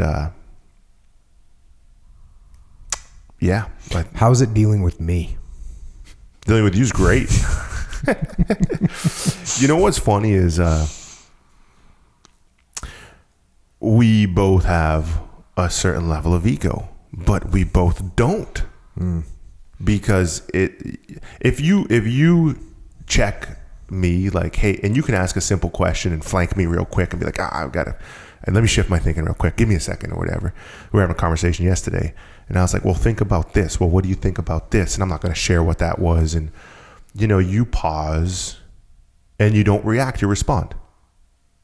I like that because I know you're coming to me with a real answer that is you're emotionally detached from and you thought about before you responded. And if it was an ego driven, you just would be like, dude, I just do this, you know, but you stop and you think about it. And that's real good. The other thing that's great about working with you is, and you're real unique, right? Because you have a lot of influence, first of all, over a lot of it's a diverse group of people. I've seen, just at this camp, if you look at the people that you've touched that are here, men, women, younger, older, from all different, let's say, backgrounds, racial backgrounds, cultural backgrounds. Like, there's tons of different types of people. And that's a sampling. That's just a sampling of the people you touch. And for me to check my ego and look at you and say, well, how can Jocko touch these people the way he does? Then I need to dig deeper and find out why. And it takes a human, someone who understands humility to do that, because your background is very unique. There's not everyone that's a Navy SEAL. There's not everyone's a Jiu Jitsu black belt. There's not everyone that runs a leadership company that's sought out by some of the biggest companies in the world.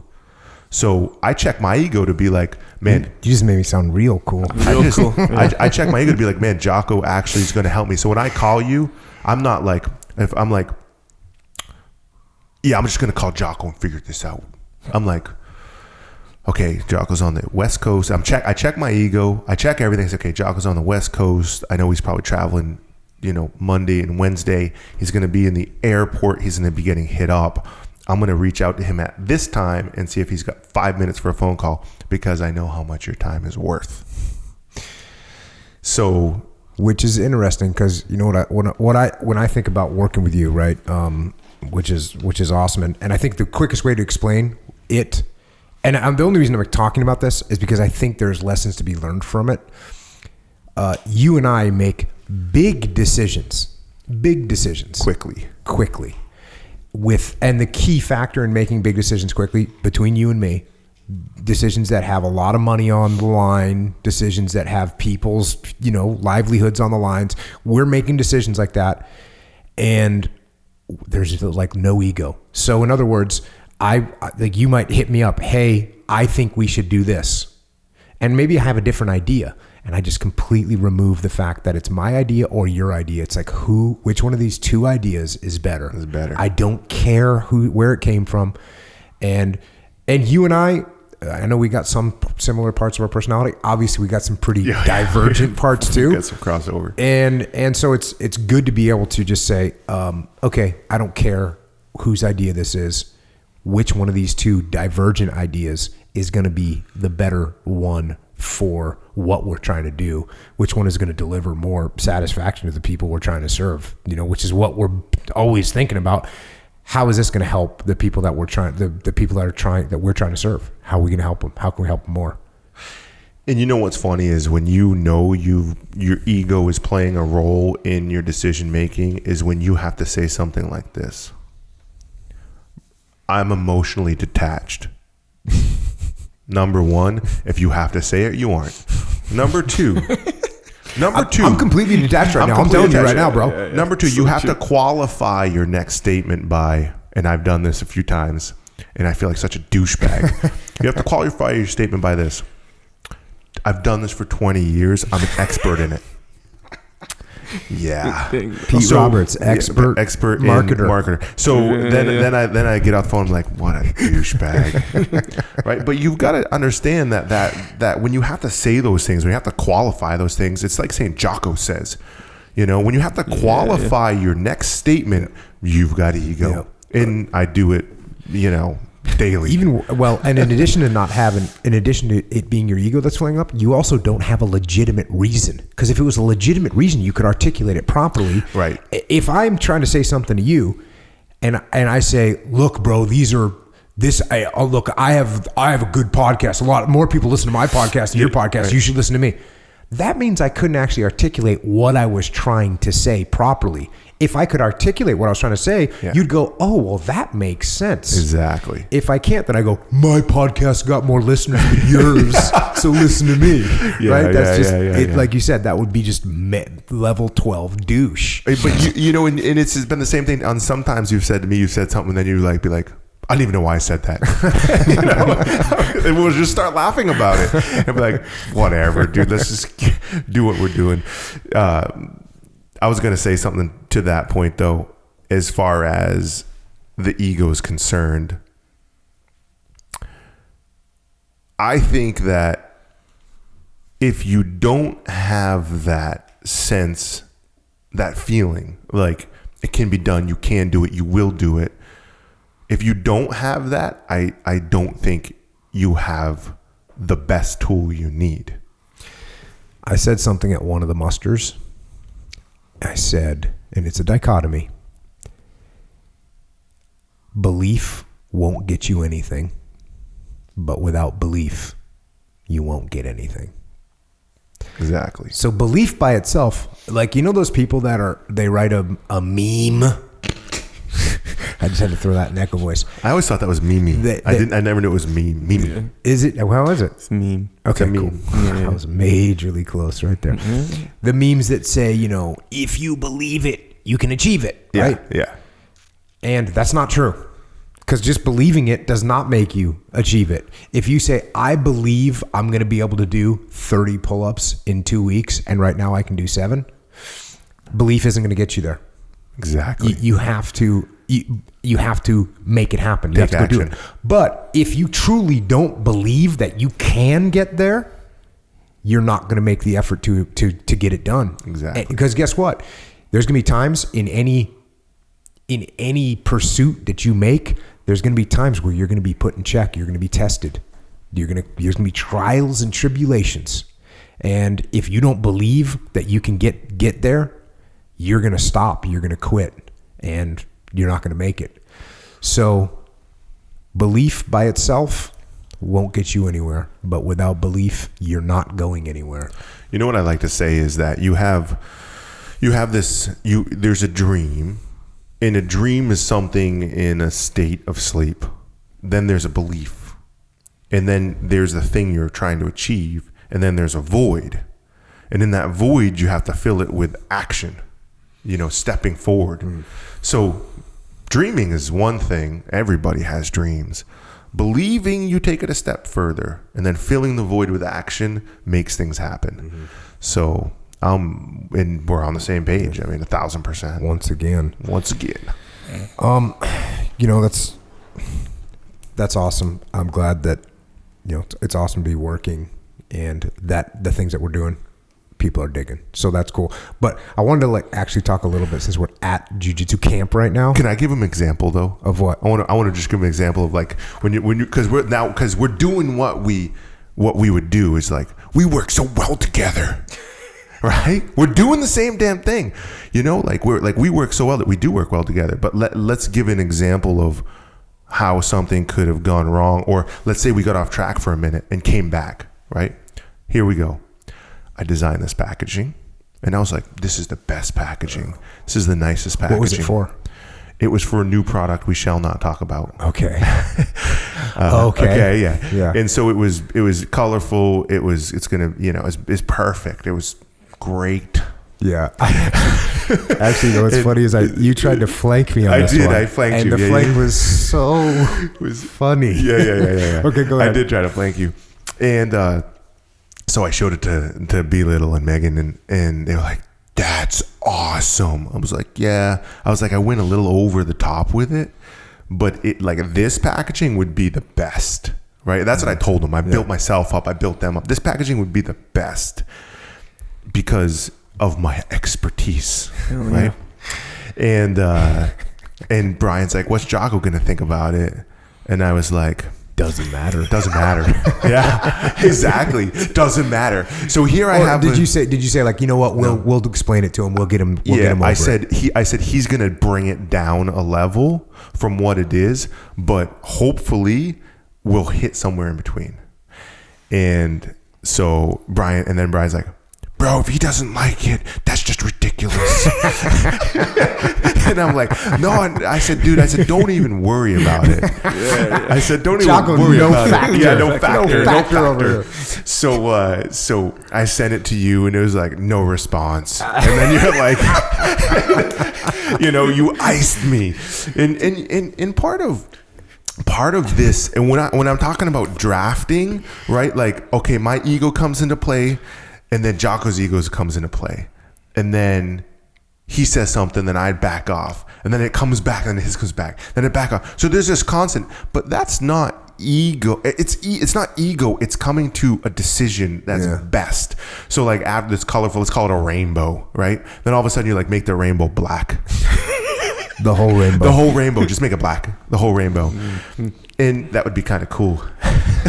So I go out to Brian and I was like, yeah, Jocko doesn't like it. and he like stands up and he's like, bro, he's like, if he doesn't like, this is ridiculous. Well, I didn't know belittle is such a hater. He tries to play all super cool. He's excitable. Cool with me. Yeah. Yeah. Of course he is. So I'm like, I literally, and then I was like, it's not on brand. Yep. It's not right. And so I made a quick check, right? And I was like, dude, I said, I think the packaging will work great, but you know what? Let me go back to the drawing board because I haven't seen what else it could look like. How do you freaking know what else it could look like? So then I went back to the drawing board and, and we pushed it further. We went on brand more with it. Mm-hmm. And then you're like, yeah, not bad, still not good, whatever. You didn't really say this. I think my first 4 responses were for too much. Yeah, next too much. One, too much. Next one, too much. Yeah, exactly. So you're like, okay, he just wants me to bring this back to basics. So, what's funny? You use the term on brand, and that's one of those things I hear get thrown around, like about brands, right? Mm-hmm. And I was getting interviewed the other day, some interview, and the guy said something about like, it's impressive how quickly you've built your brand. Right. And I looked at him and I said, I'm not a brand. I'm a person. What I'm doing is not what I'm doing so that I can leverage people. What I do is just me, and I'm just a person. So if you asked me if I would wear a rainbow t-shirt, I wouldn't. No, I've asked you to wear lots of stuff when you haven't. and if you asked me, but that's not because of I'm trying to be something. It's because that's who I am. Right. And I had one of my bros who I hadn't seen in a while, and we met at a little place we go to in San Diego. And I hadn't seen him in a year and a half. And he comes walking in and he sees me and I'm wearing the same thing that I always wear. A pair of jeans, a Victory black t-shirt. And he walks in and he sees, and it was wintertime and I was wearing a flannel, like a Walmart. Like a New England flannel. Yeah, like a New England, but like cheap, whatever, flannel with a quilt inside of it. Yeah. And he sees me, and like when he sees me, and this is kind of, after the books and the podcast, and he's another SEAL, so he's suspect. And he sees me, and I see his face, and his face like gets happy when he sees me. And he comes over and like does like a bro hug, and he says, "Bro, you're fucking exactly the same." And I was like, "Yeah, man." And he goes, "I fucking knew it." And like that to me was the best compliment I'll ever get, is like, okay, no matter what happens, I'm not a brand. I'm not doing anything for, any other reason other than it's just me. And that's just what I'm doing. And if people are cool with it, man, that's awesome. I'm stoked. And that's what I love about you, because you actually are checking your ego, because this is who you are and you're not this person. And that's why you work, that's why it works. No rainbows. No rainbows, man. No rainbow emojis coming from me. I don't mind rainbows, by the way. Echo sent. He texts my wife sometimes because they got to organize some administrative stuff. He sent her a unicorn and a rainbow. Yeah. Should I be pissed at that? Should another man send another? Should in another what placement man, was it unicorn then rainbow or rainbow then unicorn? I don't know what kind of secret messages are going on over there. Then unicorn, yeah. For sure. What does that even mean, bruh? Amen. It's just a soft, very Would polite, you send another man's wife a rainbow and a unicorn in a text? Definitely not. No, bro. You asked that question Over way the wrong. line. No. Over the line. You asked the question wrong. The question is, are there any possible circumstances where it's okay to send a rainbow and a unicorn? Well, let me give you an example, Echo. If you're at, I feel like we're miscommunicating. If you're at the local fair and you get the prized unicorn, the fluffy one, do you turn and hand it to your wife, or do you turn and hand it to Jocko's wife? Bro, okay, I'm just kidding, dude. I'm just kidding. If I got a whole bucket of them, like I do on my phone, I'm gonna hand them to both the wives. I'm gonna hand them to my daughter, the wives, any other girls that walk Rainbows by. and unicorns all around. All around, man. Charlie. Echo all around. hasn't changed. Echo hasn't trained for a bit. He's coming after my neck in a second. I'm backing up from Michael. I'm gripping it, ready to. Yeah, no, Awesome. I was just kidding. No, I think it's absolutely okay because we don't have ego. I'm just making sure. So we know we're dropping ego. Hey, they're friends. Yeah. No, that's cool. I guess. Yeah. I don't send his wife unicorns and rainbows. Right, but if you did, that's cool. In fact, I'd say, dang, that's kind of nice, Jocko. Dang. You know what? You guys got me saying, dang. You want to know why? You want to I know the only reason why I think it's acceptable that this guy, Echo Charles, sends my wife unicorns and rainbows? Because you love him like a brother? No, because he sends me unicorns and rainbows too. There you go. See? He keeps it real all around. He actually sends me. He's an I think he equal actually sends opportunity my wife emoticon. unicorns and rainbows. He probably does. Yeah. You know what? Sure. He has the best flanking technique.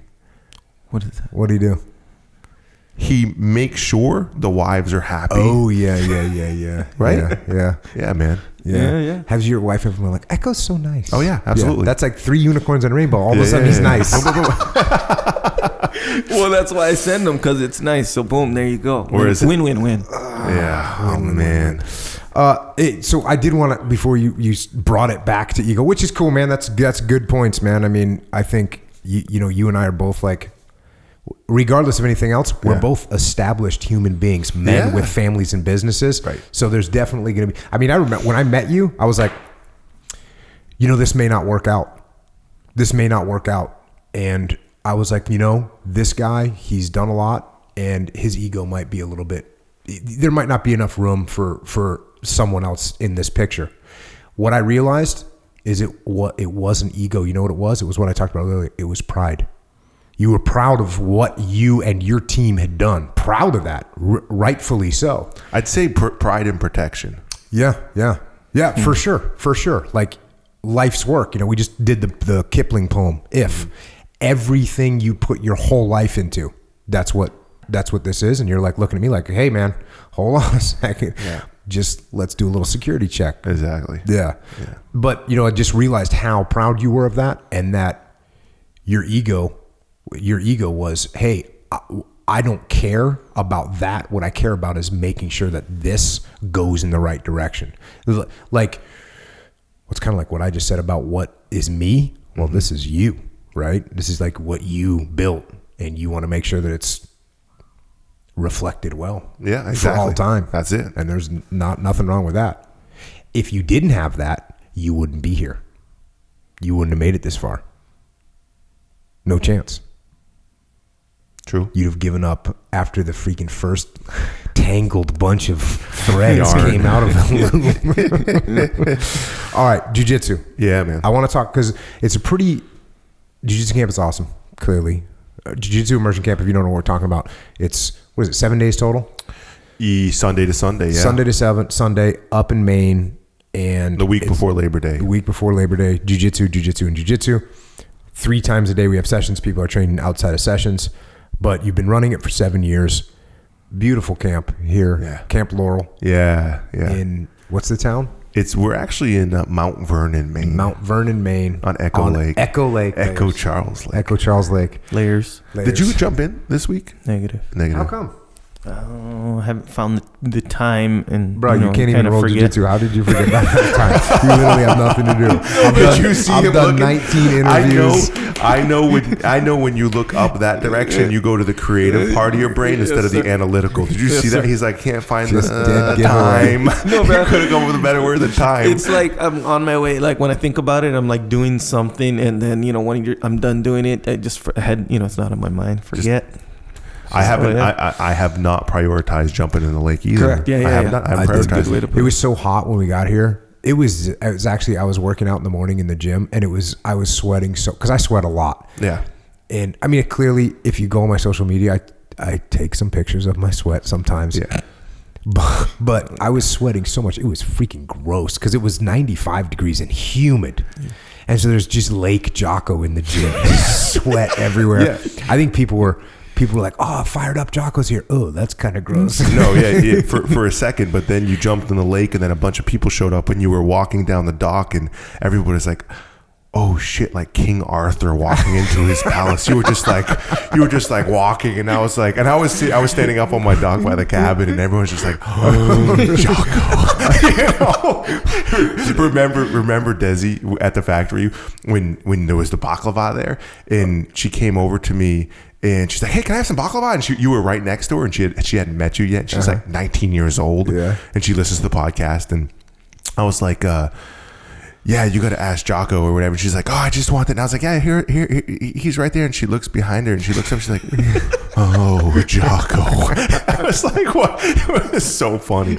Anyways, we had like 200 people doing that. So you were just like, and then you got bombarded. It was awesome. Well, I have been hitting the lake after I get out of Lake Jocko in the gym. Yeah. Then I move down to Lake Echo and go for a swim. And it is awesome. It's been warm too. Yeah, it's been warm. People weren't prepped for the shift. Oh no! I warned them. I know. I actually posted like videos in my car of the temperature. Yeah. Like, hey, here's the temperature. It's 55 degrees. Look, see here. Mm-hmm. It's going to get colder, and the daytime's going to be 80 or 90. Prepare for that. Yep. How people forget so soon. So we're here for jiu-jitsu, not just for swimming and working out, even though that is part of it. I was wondering about, so it's good to, when you do something, you've done this once every year, done it for 7 years. When you have a frame like that, it's like a snapshot in time. I wanted to kind of ask you about what you've seen, first of all, jiu-jitsu, in terms of the people that are coming to camp. Who are they? What's been different? I mean, obviously there's a big change this year because we had a lot of people that listen to this podcast that have come up, probably a couple hundred of them over the 2 days, I would say. Yeah, absolutely. And you know what the crazy thing is I'm a little bit crazy. Like, I actually put my cell phone number into the public. Did I ever tell you that? No. Oh yeah. I'm like, hey, you coming to camp? You want to come to camp? Got a question? Here's my cell phone. So I usually preface it with like, don't text me crazy shit. Don't ask me random questions, but I can answer questions about camp because I want to give people zero excuses. Yeah. I didn't know what to expect. I didn't know who's going to be coming. So the messages I got were like, hey, I listen to Jocko podcast. I have never trained jiu-jitsu. Is this a good time to start? Hey, I'm 50 years old. I've never trained jiu-jitsu. Would it be good to come to camp or not? You know, a lot of questions like that. And every single one, I said, I've got a bunch of people asking the same question. We'd love to have you. And it will be the greatest singular experience you will ever have in jiu-jitsu because you're going to be starting not just in an amazing place, but with amazing instructors. Yeah. And when I asked the first day, everybody raised their hand who hasn't trained jiu-jitsu before. Were you here at that first session? We were a couple hours behind. 50 people, like, hand up. I looked at the other instructors like, holy crap. If you're listening and you want to train jiu-jitsu, I do recommend that you do it. There we go. I do recommend it. It's really good for you. It really is good for you in so many different ways. And to see the people here that have never trained jiu-jitsu before, and see that I don't think none of us have ever, you don't ever get to see 50 people that have never trained jiu-jitsu before, or 75 people that have never trained jiu-jitsu before, and you get to teach them all at once. At least I've never done that before. No, and I mean, you definitely don't get 58-year-old 7th Dan judo black belts who have never put on a jiu-jitsu gi before, looking for a white belt. Yeah. And we've got one of them here too. No, but my point in seeing all the people at one time, when you occasionally get a white belt or someone that's never trained before and you teach them a couple moves and you get to see one spark in someone's brain go zzz, zzz, zzz, and they start to get it. But to see 50 people go zzz, zzz, and the eyes open up, and it usually doesn't happen all at once because some people will get it when you get, some people make the connection here, some people make the connection over here, some people make the connection over there. And but in a period of an hour and a half training session, you can definitely see people, you'll see 25% of the people make a real connection. And the connection is between knowing and not knowing. Between not knowing what this thing is and how expansive it is, and knowing what this thing is and how expansive it is and how it is so powerful. I think that's the difference. When somebody goes, oh, like I did it yesterday, I was teaching just the mount escape, and I was teaching the mount escape with first the umpa, right? And then going to elbow escape. And as I explained, I was looking at this one girl, and as I explained that as I try to oompa them over and the person moves out their leg to stop from being flipped over, and I go, and I said, freeze. And I said, now look at his leg. And I said, that's what I wanted. And I slipped my leg out and put him in half guard. And I looked at her eyes, and it was like, oh. And her eyes got big. And I was like, I looked at, and everyone's looking. I go, look at her. Yes. She gets it. Yeah. Because that's when you realize, and then you realize that all this stuff, every move that you've seen over 3 days, it's all connected. Yeah. It all makes sense, and it's all interwoven with each other into this fabric that creates this thing. You looked at me yesterday, and you're like, "Hey, get me in quarter guard." And I'm like, "What's quarter guard?" Oh yeah, because you're like, "Mountain, put a foot in or whatever." I didn't actually know it was a. I just thought it was like I just thought that was me trying to mount you or pass the guard. But you showed the one you like. I go to deep half, and I was like, I go to deep half from here. That's what I like to do. And you're like, well, let me show the move because your move's too complex. I was like, yeah, they're failing at it right now. And so you kind of took the control of that session, and you did this move where how you got in deep half. And I was like thinking to myself, I looked at it and I had one of those, love. And I was like, oh snap. Because you use the same clamp hip rotation I use for like one of my special sweeps. And it never registered. And I was like, the first thing I'm teaching when I get back is that right there. That's Jeff Glover. That's awesome. Jeff Glover was the head Jiu Jitsu instructor with Dean at my gym for 4 years. So we did a lot of deep half guard. Not enough. I need more. But he had some great setups there. And what are you seeing right now? Moves. What at Camp 1? Yeah. What did everyone want to learn? Well, first of all, Camp 1 was a bloodbath. No, not really a bloodbath. It was just came up here to beat each other. Yeah, Camp 1 was. First of all, what belt were you in Camp 1? I think I was a fresh black belt. Ooh. I think I had just gotten it. Mm-hmm. Yeah.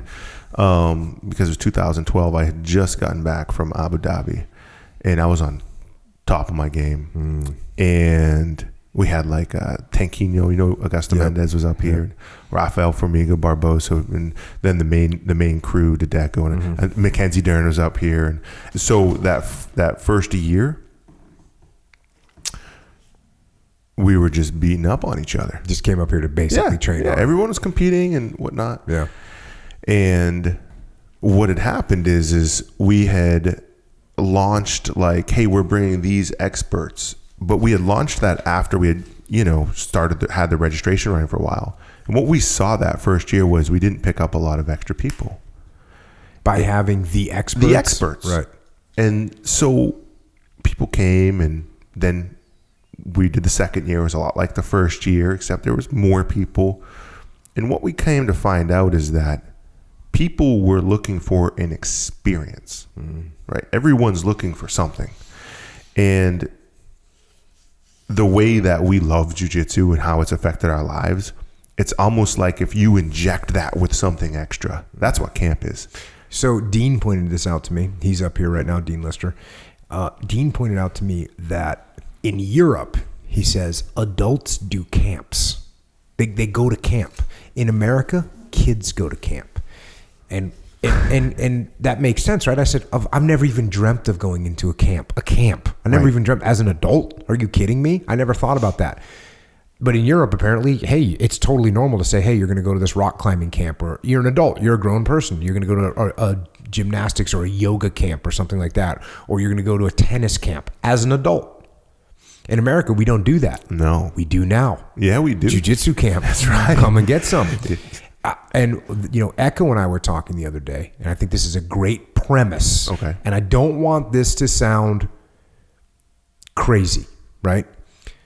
But imagine if the goal of the camp is to increase your skill level 1 belt. That's actually is a very good reality. So it might not be realistic, right? You're not going to gain that much skill. But let me break it down. Your initial thought is like, no way could that happen, right? You can't get that much better in a short period of time. But now I want you to think about something. You train, if you come here and you train for 6 hours a day for 7 days, what do you got? 42 hours? Mm-hmm. You take that's 2 or 3 months worth of training. But think about this. How often when you go to training are you learning a move that you already knew? Often. How often are you going to training, you're learning a move that really doesn't fit your style? Often. What if you came to a place where you were just going to learn the moves that you needed to improve your skill level that much? Now, I think we're close. I mean, that you're going to walk out of this camp as is right now, just way better, way better. I was thinking about it. One time I taught a group of SEALs 5 straight days, 8 hours a day for jiu-jitsu. I named the course. What? It was called Jocko. Great. J.O.C.K.O. And it stood for Jiu Jitsu Offense for Combat Killing Operations. In typical Jocko fashion. I was like, I don't know. I was young. I think I was 26 or something, 25.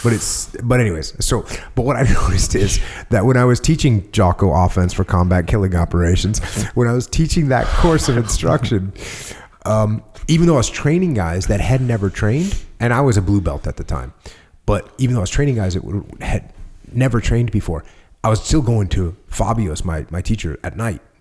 And every day I got better. Every day I got better. And I thought to myself, oh, wow, there's something to this. And that's why when I would do deployments with no guys to train with, I would just have my guys come and train with me. Hey, you come from 12 to 12:15 and you come from 12:15 to 12:30, and I'll just roll with every guy in the platoon. And just to get the mat time, because that mat time is going to help you. But then if you imagine this, you take what we're doing here, you have specific instructors that are good at different little parts of the game. Exactly. And you go, oh, Alexei, can you help me with my De La Riva? I'm going to spend the next 4 hours getting not a private, but a private. Basically. Yeah. From Alexei. Oh, Dean Lister's here. Hey, Dean, can you show me how to finish this heel hook in these different positions? You know what I mean? You could go, Dedeco, can you look? I want to sweep from butterfly guard. You're a master at this. Can you perfect my game in that area? And I think if you carved it up right, you could look. Are you going to get a new belt level? No. But if you make that your goal to get in here and fill holes, you're going to walk out of here with massive amounts of improvement. You know what's incredible? And that's the immersion part of it. It's immersion. People are very nervous about, not so much anymore, but I still get a lot of emails like, is it right for me? And we're all adults, first of all. So there's sessions and there's opportunity outside those sessions. But everyone's here for the same purpose. And like I said, hey, no one's going to win a camp trophy. Yeah. Right? It's not what it's all about. It is full-on immersion of jiu-jitsu from some of the world's best. But we've had people come to camp as a new blue belt. They're now black belts. Mm-hmm. They still come to camp. Yeah. Usually, when you hit purple belt, you get a bit of ego. Mm-hmm. When you hit brown belt, you're basically a black belt. And when you hit black belt, you think you should be sponsored. That's how it goes in jiu-jitsu. That's probably out here on the West Coast in San Diego. Yeah. You're not thinking that. Okay. You can't, there's too many black belts. Did you see all the black belts and brown belts out there that register for camp? Oh yeah. It's crazy. It's awesome. It's crazy. Awesome. So It's like a full immersion for all levels, which it's incredible to be able to bring all the levels to camp. Okay, now this needs to be said.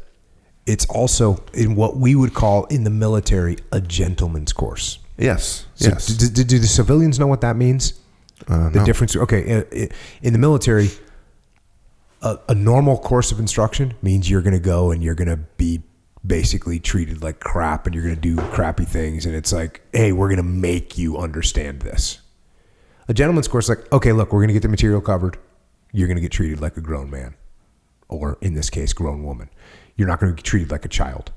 So this place is a gentleman's course. It's not like, hey, you will be, if you want to skip a session here, Skip a you session. skip a session. You don't want to do takedowns? Oh, don't do takedowns. You want to relax in the morning and don't want to do the morning session, or you want to stay up on the mat all night and get on vampire hours? Get some. I got on vampire hours. I know you 2 are. a.m. every morning. So it's a gentleman's course, and you can come here and you can pick and choose what you want to do. There's people here I thought this was cool. People here that are injured that cannot roll, but they're here and they're learning moves and they're drilling as much as they can, and then cool, they're going to go home and use them live when they can use them live. So that part's pretty cool. What I want to go, I hate to drag you back to this, but moves. Do you remember moves like from 7 years ago that people were looking at compared to now? Anything? Yeah. Does anything jump out at you, or am I just like barking up at the wrong tree? No, total. I mean, I remember standing there. I remember sitting in the stands watching Hodger Gracie choke everybody out from mount. Every single person in the pyramid at the World Championships. And thinking and I was young, belt, and I'm thinking like, oh, that's real jiu-jitsu.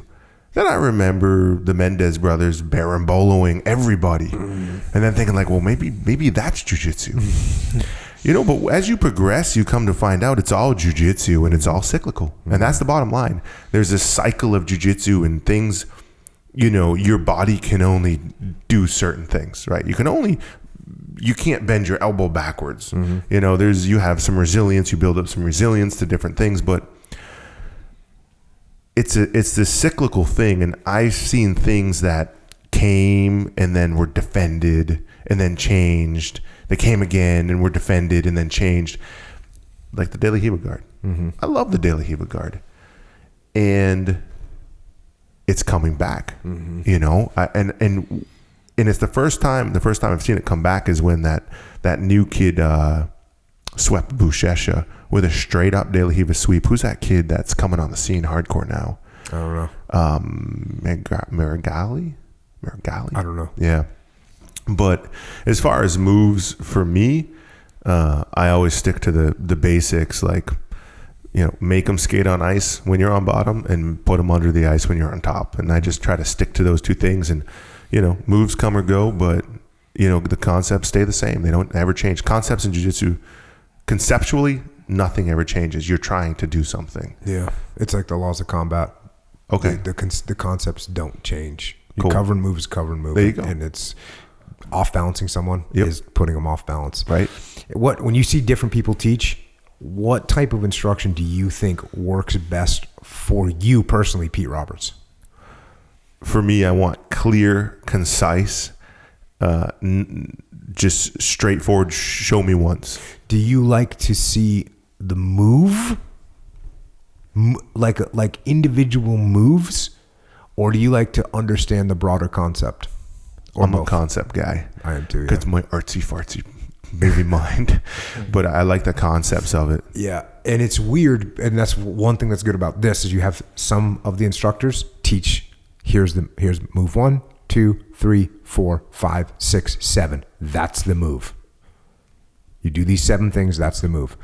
Other teachers here are like, here's what you're trying to do first. Right. Here's what you're trying to do second. Here's what you're trying to do third. It's probably going to cause this to happen, and when that happens, here's what you're going to do with it.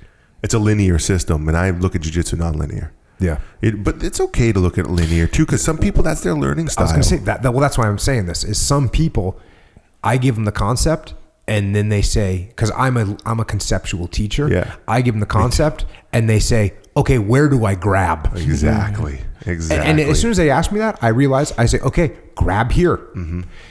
Other hand here. Foot here. Push. Pull. Lean. There it is. That's why I'm a shitty teacher. Well, you're only a shitty teacher to people that don't learn the way you do. Exactly. So like that, I think that's good to have people. I mean, how long have you been training for? 2006 I started. So 12 years, going on 13. So you've been training 12 years, Yeah. and I showed a move that... You were a black belt when I was, in diapers in Jiu Jitsu. So I showed a move that you didn't see in 12 years. Right? You showed a move. I've been training for longer, 20-something years, and you showed a move I never seen before. Does that mean I need to expose myself to more? Yes. But it also means, guess what? There's only so much knowledge. And what's cool about this is the moves get filtered by human beings, right? 100%. You're not out there teaching a move that you haven't used and don't feel good about. Whereas there could be moves that you can learn like, oh, that person's never actually used that move before. Mm-hmm. So things to be interested. You talked about immersion, and I explained this to everyone. I don't know if have I ever done compared language to on this podcast? Oh, on this podcast, I don't know. Okay. I don't know either. For people that want to learn jiu-jitsu, this is an immersion camp, but no matter where you're learning it. This is great. I know what you're going to say. The language thing. You really got me when you said this. Okay. So here's what it is to learn jiu-jitsu. That compares to learning a language. I was an English major. And I studied linguistics inside of studying English. Learning a language and learning jiu-jitsu are very similar. When Echo gives a great introductory course to jiu-jitsu, it's like, what do you teach? Mount. You teach all the positions: mount, back, half guard, side mount, side control. And you teach a little bit of action from each one, maybe one or two submissions from one or two, one or two escapes from one or two. So it's a total of 5 positions and 7 moves, let's say, something like that. When he gets done teaching that introduction, and it's actually the same introduction that I basically teach. And when I've taught it at the muster, this is when I first said this at the muster, I said, when we got done with this hour and a half and all these people are all fired up because they know how to do the Americana and they know how to do the rear naked choke, and they're basically, in their minds, trained killers. Absolutely. And when we get done with that, I say, okay, you have just learned the one line that forms the small letter A that goes down the side. You've only learned that. You haven't even actually learned the letter A yet. Exactly. In terms of looking at it as language.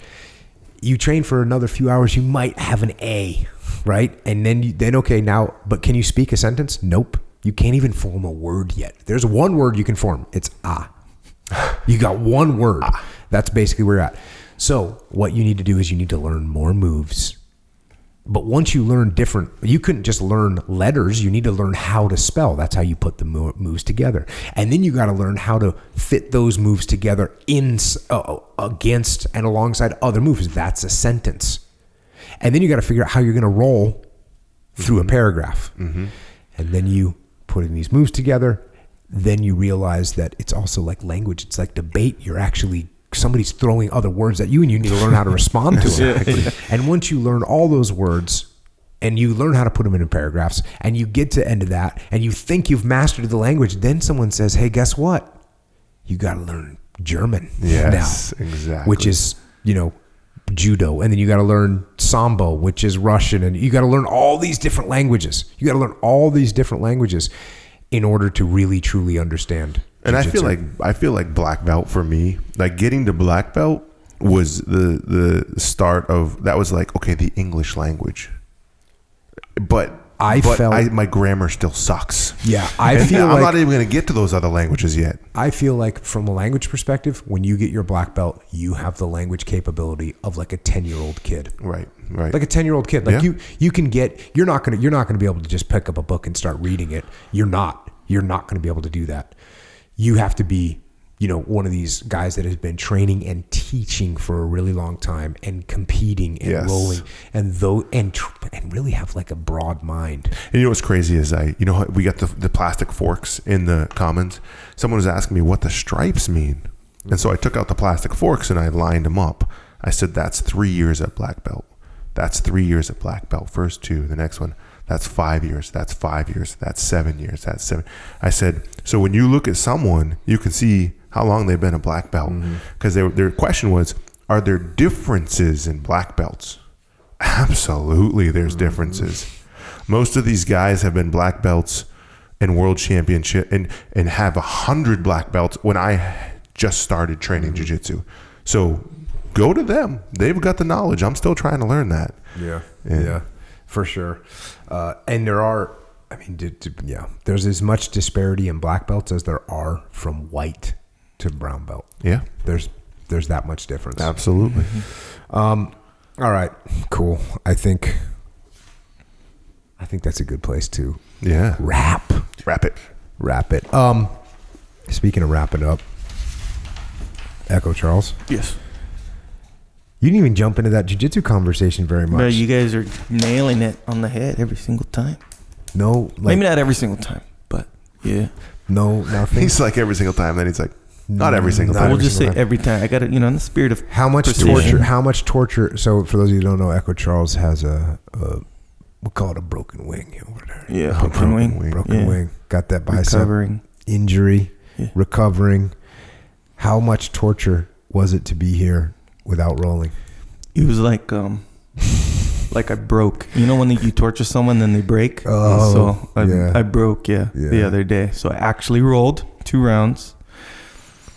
I didn't re-injure it or nothing like this, but you definitely felt it. I heard it just from all the twisting activity. So it's like, but I feel it was just one of those hurt things. It'll be fine, absolutely fine. But yeah, torturous to as far as the degree, whatever degree it takes to break. That's me. It's different with different people. Yes, it is. So, maybe we're not going to torture anyone, but if we want to help them instead of torture them, maybe you could, clue us in on how to do that. Demonstrate. Well, actually, what? Illustrate. No, illustrate is drawing. No, illustrate is also explain. Yeah, like you could paint a picture, if you will, even metaphor. All right, let's do it. Okay, let's talk about origin first, like we always do, by the way. That's awesome. Pete, since you're here, what do you think? What do I think? What do you think about origin? It's like, do you know anything about this or what? I know a little bit about it. I've been involved for a little while. What do you want me to talk about with origin? Okay. I mean, the whole podcast was kind of like about the vision. Let me make this real simple. Yeah. We haven't done this before. Okay. New person hasn't trained jiu-jitsu before. Need a gi. Which one should they get? Well, there's only one to get. What specific? That is never trained jiu-jitsu. Get a comp athletic gi. Okay. So there's levels of gis. We make a gi here in the United States from American grown cotton, and you've heard Echo say that before. A gi is a tool you need to start your journey. Most schools are going to require you to have one. Normally, if you start at an MMA school, you're going to start with a rash guard and some shorts. But if you're going to go try jiu-jitsu, and I would recommend, trying it in the gi first, you're going to need a gi. And that right there is a tool you're going to use in your journey. It's not just something you wear. It's actually a tool. It's actually something you're going to grip and hold and turn and twist. And when you're doing that, or when someone's doing that to you, you need the best tool. And that's what we make up here in Maine, are the best tools for training, in the form of, it just happens to be a gi. So someone's never trained before. Comp athletic. Comp athleta. Comp atleta. So I did it in I made it Portuguese. It's ATLET, so it's atleta. But I thought you just said. I thought you said. I say athleta. Okay. Because it means athlete. So comp athlete, comp atleta. Yeah, that's that artsy. Yeah, it's name. A little over the top. Hey, but that's not like a hard and fast. Like, hey, if you're just beginning, you should get this. That's kind of like your just recommendation. Yeah. Right? Oh no, because I use it too. I use the athleta. I mean, I have an Axiom too. The Axiom is like next level. Like if you are serious about training, like you're going to commit to it, like you're really going to commit to it, you need to get an Axiom. So if you were to compare it to like a surfboard, right? I mean, I'm assuming you start surfing and you get the, you know, like you ever watch North Shore? You can't Remember compare that? this with a surfboard. Well, you ever watch North Shore? Bro, okay. I have, but I haven't seen it in a long time. Okay, so he wanted to ride, what was the board I forget. You ever watch North Shore? No. Oh, dang, too bad. It's West Coast. Anyway, so this kid, Rick Kane, for real, if any surfer listening will be like, yeah, North Shore. It's cheesy. I get it. I know, man. But you can't. Get it. You made me feel like I'm not in the loop. It's okay. Welcome to Echo's podcast. You're not in the loop. Rick Kane wins a surfing competition in Arizona. Yeah. In the tank. Yeah. Goes to Hawaii because he's gonna surf the big waves. He gets this trainer, old school soul surfer type guy. Who plays that? Jerry Lopez. No. Jerry Lopez is Vince on the kind of the rival, the local. Okay. Anyway, that's a different point. So he kind of at one point, this is a small part of the movie, but he wants to use this like special board that his trainer kind of shapes or had or whatever. And he's like, bro, you're not ready for that yet. It's not like that, right? You see what I'm saying? No, it's not like that at all. Because you could get an Axiom day one. Yeah, absolutely. We have people that do. Yeah. They'll listen to your podcast and they'll be like, I got to start Jiu Jitsu. I need the best. Yeah. Well, cool. That is the Axiom's comfortable as can be. But we're reinventing the gi again for next year. Yeah. And we mentioned about that. Yeah, I know we mentioned it. Yeah, but you do really good things like the pants, for example. Yeah. Like, you know, a regular, whatever, a different kind of gi. Trash bag style pants versus fitted body mapping pants. Yeah, that's a big deal. Yes. That's really what set us apart initially. Yeah, I could see why. Fully. It's really why one of the reasons we decided to bring manufacturing back is because every time we come up with something to get ripped off, our manufacturer would just send it overseas and give it to somebody else. And the pants is a huge thing for better training. Yeah, fully. Also, speaking of pants, joggers. I don't know if I said this before. I told some guys earlier today or yesterday. You know, joggers. I don't know if you remember this last year. You were like, "Oh yeah, no, here's some joggers or whatever." And I was like, "Joggers? You know, isn't that the slim fit one?" You know, and you're like, "Yeah." So I was like, "Whatever." You know, Origin, I'm gonna represent. I put them on. Then what Pete said, I didn't tell you this, Jocko. He goes, "Yeah, you know, it is more of a stylish thing." He's like, "You can pull it off." I was like, "Ooh, thanks, bruh." You can. And truly, 100% true. Now, I have joggers. I'm kind of into joggers now. I even bought pants that weren't sweatpants that were that jogger style. And I'm not joking. Yeah. Our guy came to me on the mat. He's like, "Hey, man, I was hoping you'd sign this book for me. But I got to tell you, I bought joggers yesterday." And I was like, "I can't do it, bro. I'm not signing it." You can't sign it. I laughed and I signed it. But the thing is, they're not only, okay, so you have joggers, which I dig, because if you do really jog in them, it's like they're ergonomically kind of made for actual jogging, because they don't flap on the bottom or whatever, and they give you room in the hips. Is that the difference between joggers and... like sweats or something, sweatpants? What's the difference? I'm not mad, just the shape. So, and this, I'm just assuming this, I know by that the the shape is different, but what is the difference? They're more slimmer on the they're slimmer on the legs, and then usually they're a little bit more roomy in the hips, right? Like in the Are the knees roomy at all? That's good. Some people good. Anyway, they're more roomy for me. I get it. Yeah. Anyway, they're functionally sound is what I'm saying. Yeah. But you add that, and which I've said this, I don't know what ratio, cotton to whatever you guys are using, but I've named them officially, by the way. Okay. The most comfortable pants in the world. The most comfortable pants in the world. It's a bold statement. Yeah. Dude, I'm taking that. Can I take that? Bruh, it's yours. You're the man. You know what goes good with the joggers is our hoodies, and you know, I tell you, I walked in last night to the training. It was last night, and I was like, "Oh, Jocko's wearing a hoodie," and I was like, and I was on the other side of the room, and I was like, "That's a good looking hoodie," and I was like, "But it's all black." I was like, "What the frick is he wearing?" I was like, "He brought a hoodie." A different hoodie, and then I started walking closer, and then you started coming over, and I was like, "Oh, it's a black on black Origin hoodie." I was like, "That's pretty badass." Yeah. I keep hoodies for a really long time. Yeah, like t-shirts. Only they don't wear out as quick, right? So you can wear a hoodie for a long time. That new hoodie we've developed though, out of the Infinity Fleece, that's probably going to be a lot. That's going to be even longer than before. Last forever. What else we got? We got supplements, some joint warfare, some krill oil, some discipline. Did you know that joint warfare for Origin is the top selling product across the board. When it comes to like all jiu-jitsu, all nutrition, everything we make, Joint Warfare has the greatest impact on humanity than any other product. Makes sense. Yeah. It's unbelievable. It's unbelievable. Yeah. No, people are into it, myself included. And, B. Little was telling me that... I love how we call him B. Little. When you say that, what it does to my brain, I mean, it's like eating ice cream. Just say B. Little one time for me. Yeah. I was talking to B. Little. Bro, just now I just caught that like that B shit. Little, like, okay, it's B period Little, right? Because you sure Brian Littlefield. right now Brian I just caught the fact that it's like the same as like belittle, like you're belittling somebody. I'm just catching that right now. I didn't know I that. thought that's why it was so funny. Dude, I didn't know. That's why it's so funny, dude. Oh, shit. Why did you even think it was funny without knowing that it was belittle? Because I thought it made him like small.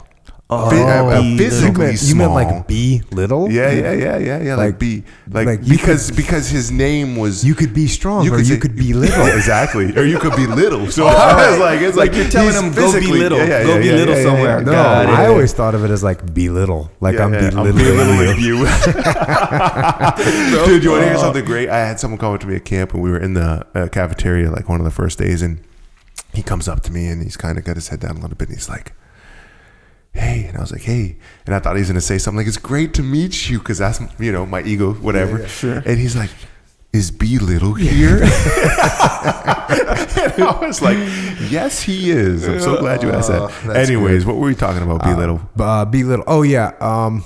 Well, he just said if someone has to choose between Joint Warfare and krill oil, he said if you're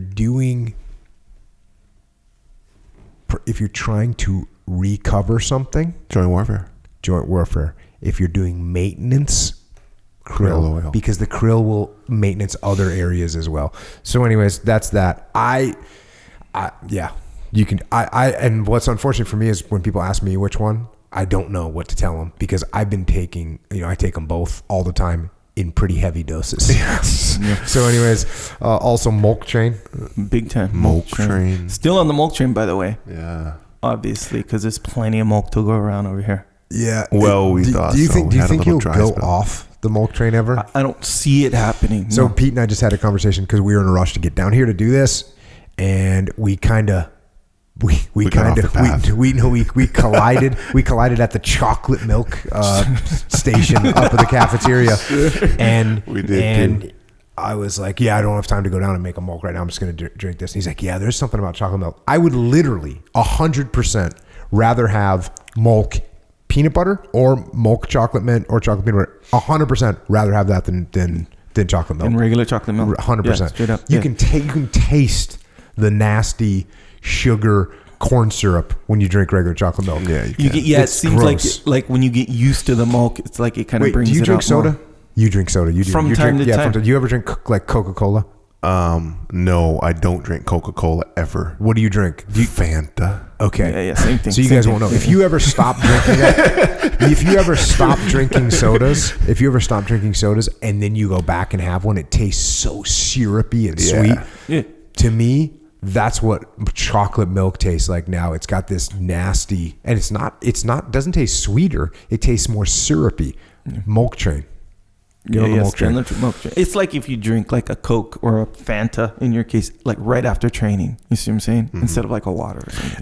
I do got to say, like, I don't drink a lot of soda at all. So It's does it not taste my bad house. when you taste it? Does it taste no, syrupy? No, there's something about Fanta Okay. that Which you one? The can't grape deny. one? The grape one? Pineapple. Grape. Yeah. All day. It's Not something all day. about it. It's Undesignated days. All yeah. day. So like, I'm not even kidding. Once every 2 months, My might have a son, soda.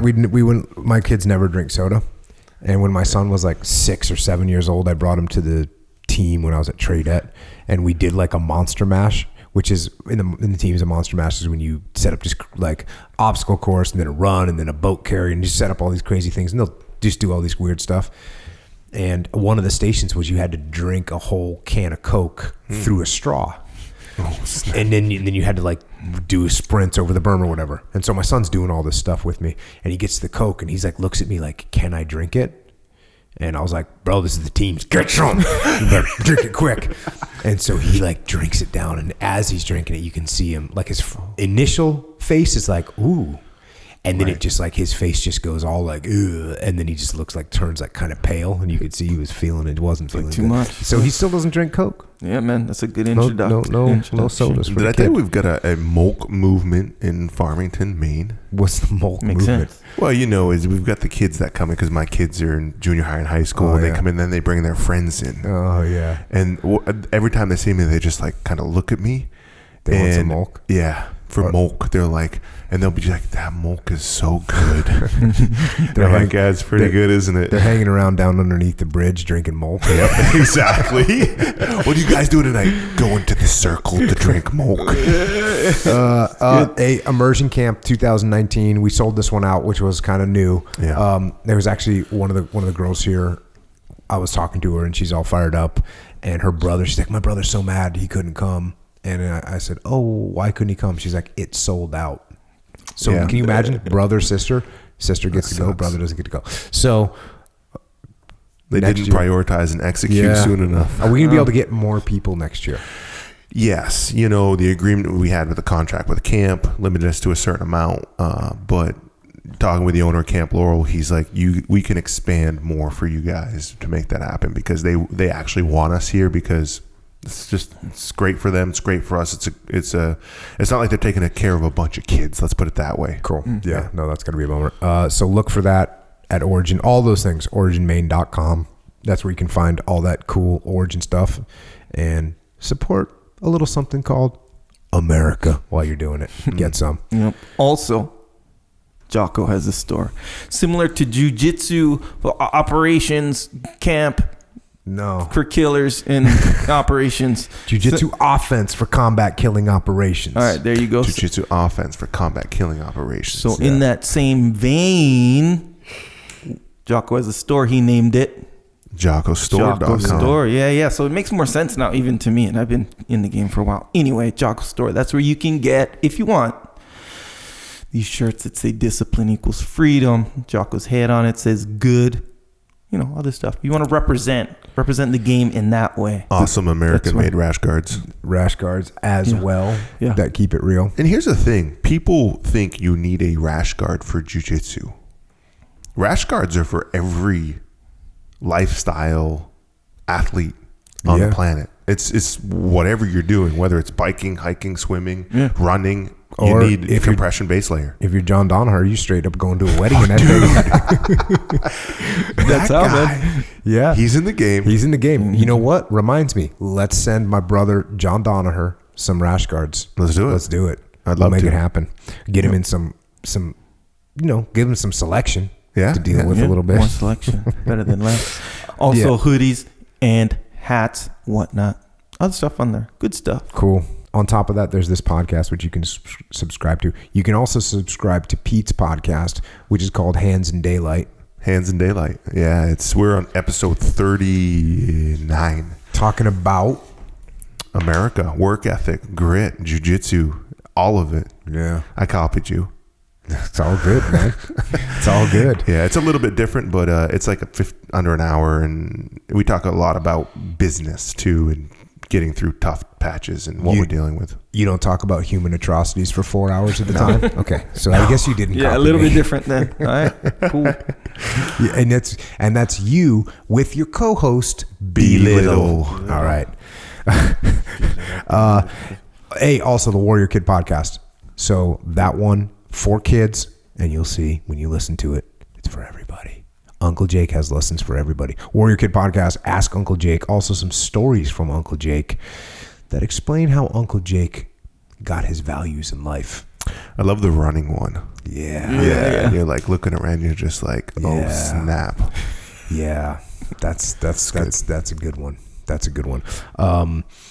What else? YouTube channel. We got a YouTube channel, and if you want to see Echo's legit videos, with that, then subscribe to the YouTube channel. Enhanced videos, all that stuff.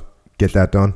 YouTube. Sure. JockoPodcast.com. Or no, Jocko Podcast channel. Yeah, it's easy to find. Jocko Echo, Podcast, boom. you have a gift, my friend. You are a true artist. Your work is freaking awesome. Thanks, bro. Yeah. Well, that's kind of subject to people's opinion. Yeah, that is My opinion is very important. Yeah. As another artist, hey, I Yeah. value it big time. We've So got I'm gonna go with it. creatives over here. You want to be in the group, you got to pick a scab. Yeah, bro. So we can be blood brothers. Yeah. Actually, Jocko is surprisingly creative. Maybe not like it in the brain kind of thing. Real simple. I get it, and that's cool. Nah, he's extremely creative. He designed a few things though. Like you've designed things. Like I like actually drew it out. Really? It looked Can like you draw? No. Can you draw? No. You've The never answer is seen me no. draw. Yeah. Well, of course I have. What I drew for you, I drew on PowerPoint. Yeah, with that your ain't left drawing, hand, bro. Yeah, I agree. You It's drew not for me drawing. too. I just remembered. What did I draw for you? You did draw for me. Some kind of packaging or something? Yeah, on the packaging, you're like, no, how about like this? And Yep. you just drew it out. Remember? There And you're you like, go. that took me like 2 hours. But the concepts are like kind of solid yeah, though. yeah. See what I'm saying? See? No, Like, it's good. He yeah. understands composition and color theory innately. Oh dang. That deep, bro. I wasn't even No, thinking for sure, that. for real. Reddit. For real. No, he does. He understands those things innately. Reddit. Yeah, cred. So you got to give credit where Hey, credit's due. can you guys be quiet? I'm over here innately understanding color theory. I'm going to need some time by myself. Why do you think when I walked in, I grabbed this folder and I was like, that would make a good T-shirt or Yeah. hat? Wait, why? I did because make- you understand it or because he understands Because it? whoever did that understands it. I did that. The Jocko podcast. Well, actually, we both did that. the Jocko podcast symbol is mine. Yeah. I made it. Yeah. And I remember, this is what's good about Echo. I go, well, are you going to like do anything to it? And he goes, nope. Just leave it how it is. Yeah. A box with your hand and a microphone. Yeah. We're good. Yeah, it made sense. All simple. This I made. This is part of a sticker it's that part he of a bigger cut off and put it right there. So we both did that. Gotcha. See what I'm saying? Okay. He was like, "Hey, that sticker, that's not gonna fit on my folder. Let me cut it off. Boom, fits." See what I'm saying? And you want it to be a shirt. Pete Roberts, the artist. Yeah. Composition. Credit color one theory. more time. Also, anyway, if You you're like working those out, words? yeah, they are good words. They're good.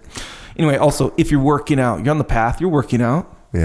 right? Pete, you working out? I have been, but I got off the working out train because I swelled up too much. Yeah. So now I just drink Molk and train jiu-jitsu. You bulked up too much. Yeah, You I did seriously. You realize you can switch up the workout so you don't bulk up. You've been necessarily. teaching me some things about that. We were talking the other day about Metcons. Metcons. Yeah, Metcons. So I was talking to Charlie too, Spaniard. Charlie. Yeah, Bannerman. yeah. So we were talking about on it. Anyway, my kettlebells, all pretty much all my new workout stuff, like this switching up from bulking up, all of it, all on it stuff. All Those of it. kettlebells Rings, made cast iron.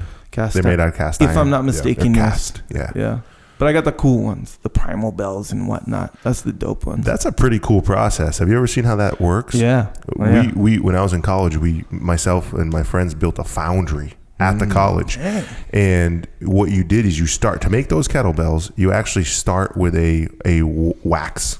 It's wax, and you dip the wax. You make these little vents. Yeah, like air holes. Yep, air holes, and then you dip the wax in what's called slurry, and then you melt the wax out of the slurry, and you fill it with molten metal, and it cools, and you crack it open. Molten metal. Oh, they said Molken. Yeah, and then you end up with something badass. So Yeah, like they kill it. Yeah, and they balance them. It's like, yeah, it's a It's pretty because cool. it's one thing to be like, okay, here's a perfectly round ball, you know, Mm-hmm. and it's all balanced, you know, because you got to swing that thing around. You can't be swinging it one way and then the other way you hurt yourself. Yeah. Like this. Anyway, so they make the artistic ones, but they're still balanced. That's deep. Well, anyway, now I know I get it. It all Yeah. comes together now. Yeah. Plus, they You're looked up. artistic, so you need the artistic kettlebells. That's right. Absolutely I see right. Well, how they it have is. other cool stuff on there. Switch up your workout if you want to bulk up while you're mulking up, like Pete Roberts. You want to trim down and slim down.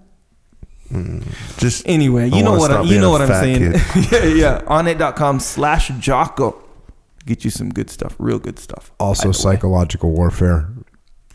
If you need a little bit of an assist during a moment of weakness, you can get psychological warfare on iTunes, Google Play, MP3 platforms worldwide.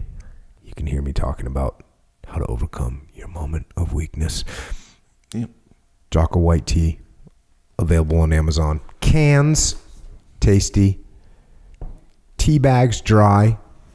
Hot, cold, drink it however you want. The good thing about it is the main reason why people want it is because you can deadlift 8,000 pounds as soon as you have one sip. Yeah, you could probably move one of those looms. Yeah, if you drink we'll drink some white tea and get that done. Books, Way the Warrior Kid, Mark's Mission, and Mark's Mission. I've signed at this camp a ton of both books. And it's so awesome to have parents say what they say about their kids after reading those books. Yeah. It's the most impactful thing I've ever heard about for children. That's a bold statement. As far as kids' behavior changing in a positive direction, give it a try. Way the Warrior Kid. That's book 1. Mark's Mission, book 2. Get it for some kids that you know. That was pretty cool. I've signed a lot of books here where like, I just signed one today. Hey, the kid's parents are splitting up. He's leaving. He's 10 years old. Can you sign this for him? Like, yeah, I'll sign this thing for him all day long. Because what's that kid going through? Get the kid a book. It's going to give him direction. It's going to show him the path. And it's a positive path. It's a path that everybody would want their kids to be on and would want any kid to be on. I don't care who you are. You're going to want your kids on this path. Extreme ownership, we talked about it a bunch today. Pete talked about how, you've used it. I think you gave great examples, and you've also seen Dichotomy of Leadership. Dichotomy of Leadership, available for pre-order right now. If you want first to dish. I was thinking about like Extreme Ownership, the book, and then Dichotomy of Leadership, the book. Mm-hmm. You know what that's like? It's like, you ever watch the movie Major League? You ever watch that movie? No. I think I have. Charlie Sheen, Wesley Snipes, they go on the Cleveland Indians. Mm-hmm. Anyway. Yes, I have. So this is what happened. Charlie Sheen, he comes out of jail, whatever. It's like a ragtag group of guys. They put together a pro team, baseball. Cleveland Indians. Charlie Sheen comes in. He has the fastest fastball ever. But his control, like he's ripping him in the shoulders and the head. Yeah, it turns out he just needs glasses, whatever. But so he had all this speed and power, but his control hasn't come around. That's what extreme ownership is. But you get the dichotomy of leadership. That's the control. See what I'm saying? Mm-hmm. So you get extreme ownership. You got the power now, but you need the control too. That's the dichotomy of leadership. Tune it in. See what I'm saying? That may have been the most sensible thing I've heard ever said with reference to a movie. There you Nicely go. done. I'll give it to you. It's good metaphor. I'll give it to you. You really, I don't, and here's the thing. I'm not going to say you can't own one without the other. What I'm going to say is this. If you don't own one without the other, you're doing yourself a disservice, because they're two tools that work together. Yeah. You need both tools, or you're not going to fully, become who you want to become as a leader. So get the two tools. That's it. It's easy. Agree. Plus, you want to control that fastball. Yeah, man. Power is good, but power and control. Power and control. Hey, speaking of leadership, I got a leadership consulting company. It's called Echelon Front. We solve problems through leadership. That's what we do. We do it all day, every day. Somewhere in the world, someone's got Echelon Front in their company working, aligning leadership. It's me. It's Leif, JP Donnell, Dave Burke, Flynn Cochran, Mike Sorelli. EchelonFront.com. Come and get it. Also, we got the muster. The next muster is Muster 006 in San Francisco, October 17th and 18th. They've all sold out. The immersions camp sold out. If you want to come, register at extremeownership.com. You've been to the muster. Yeah. Sum it up. Phenomenal. Sum it up. Open eyes and open ears. And I took my team to the muster, and it blew my expectations, first of all, because I needed them to get on the same path I was on. And we used it as an excuse to display what we were doing, but we went there for one reason, and we left with a completely different reason. And my father-in-law Joe came also, and he took those skills. He's the town road commissioner. He took those skills he learned, and he's been dealing with these problems for 20 years. And those problems he's been dealing with for 20 years was him. and he solved those problems, and he's a different person. Dang. Yeah. That's awesome. Yeah. That's a great, and a lot of people do that. A lot of people come to the muster with their teams.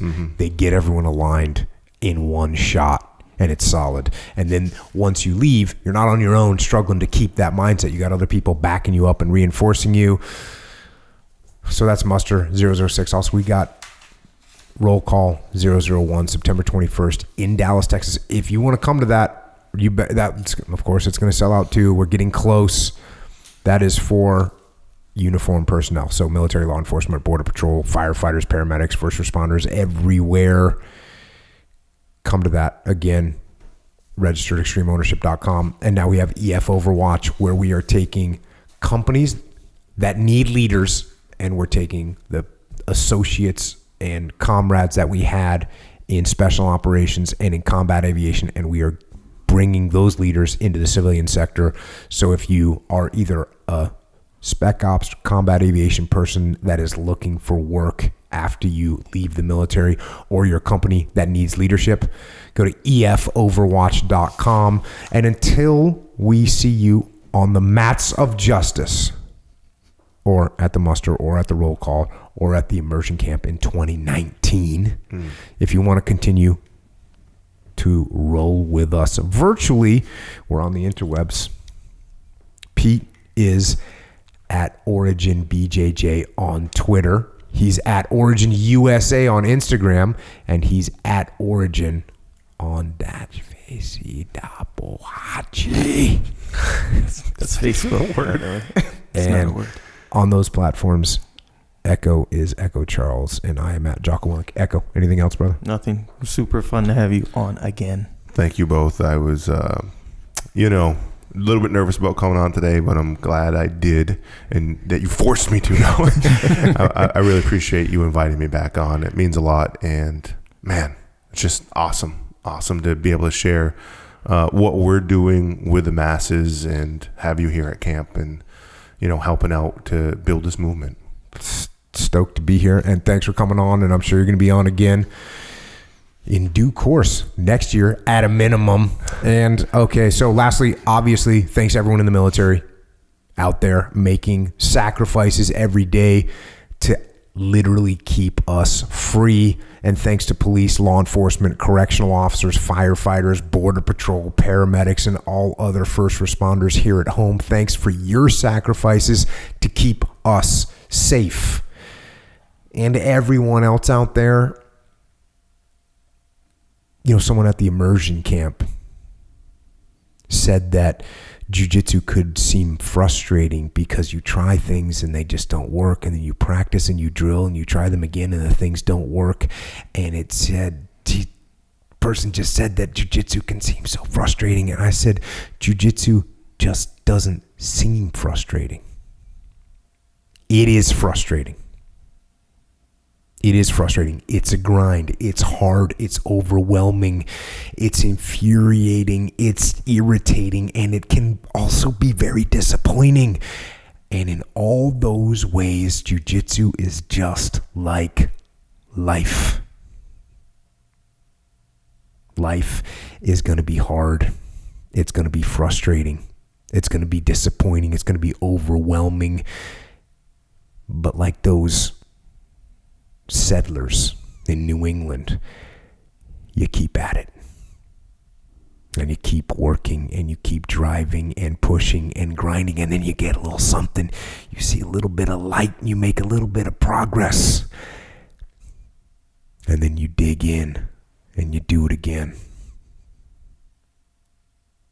And jiu-jitsu isn't easy, and neither is life, and that is what makes them both so worth doing with everything you've got. So get out of bed. Shut off the TV. Impose your will on the world. And when you get beat down by the world, get back up again and get after it. And until next time, this is Peter Roberts and Echo and Jocko. Out.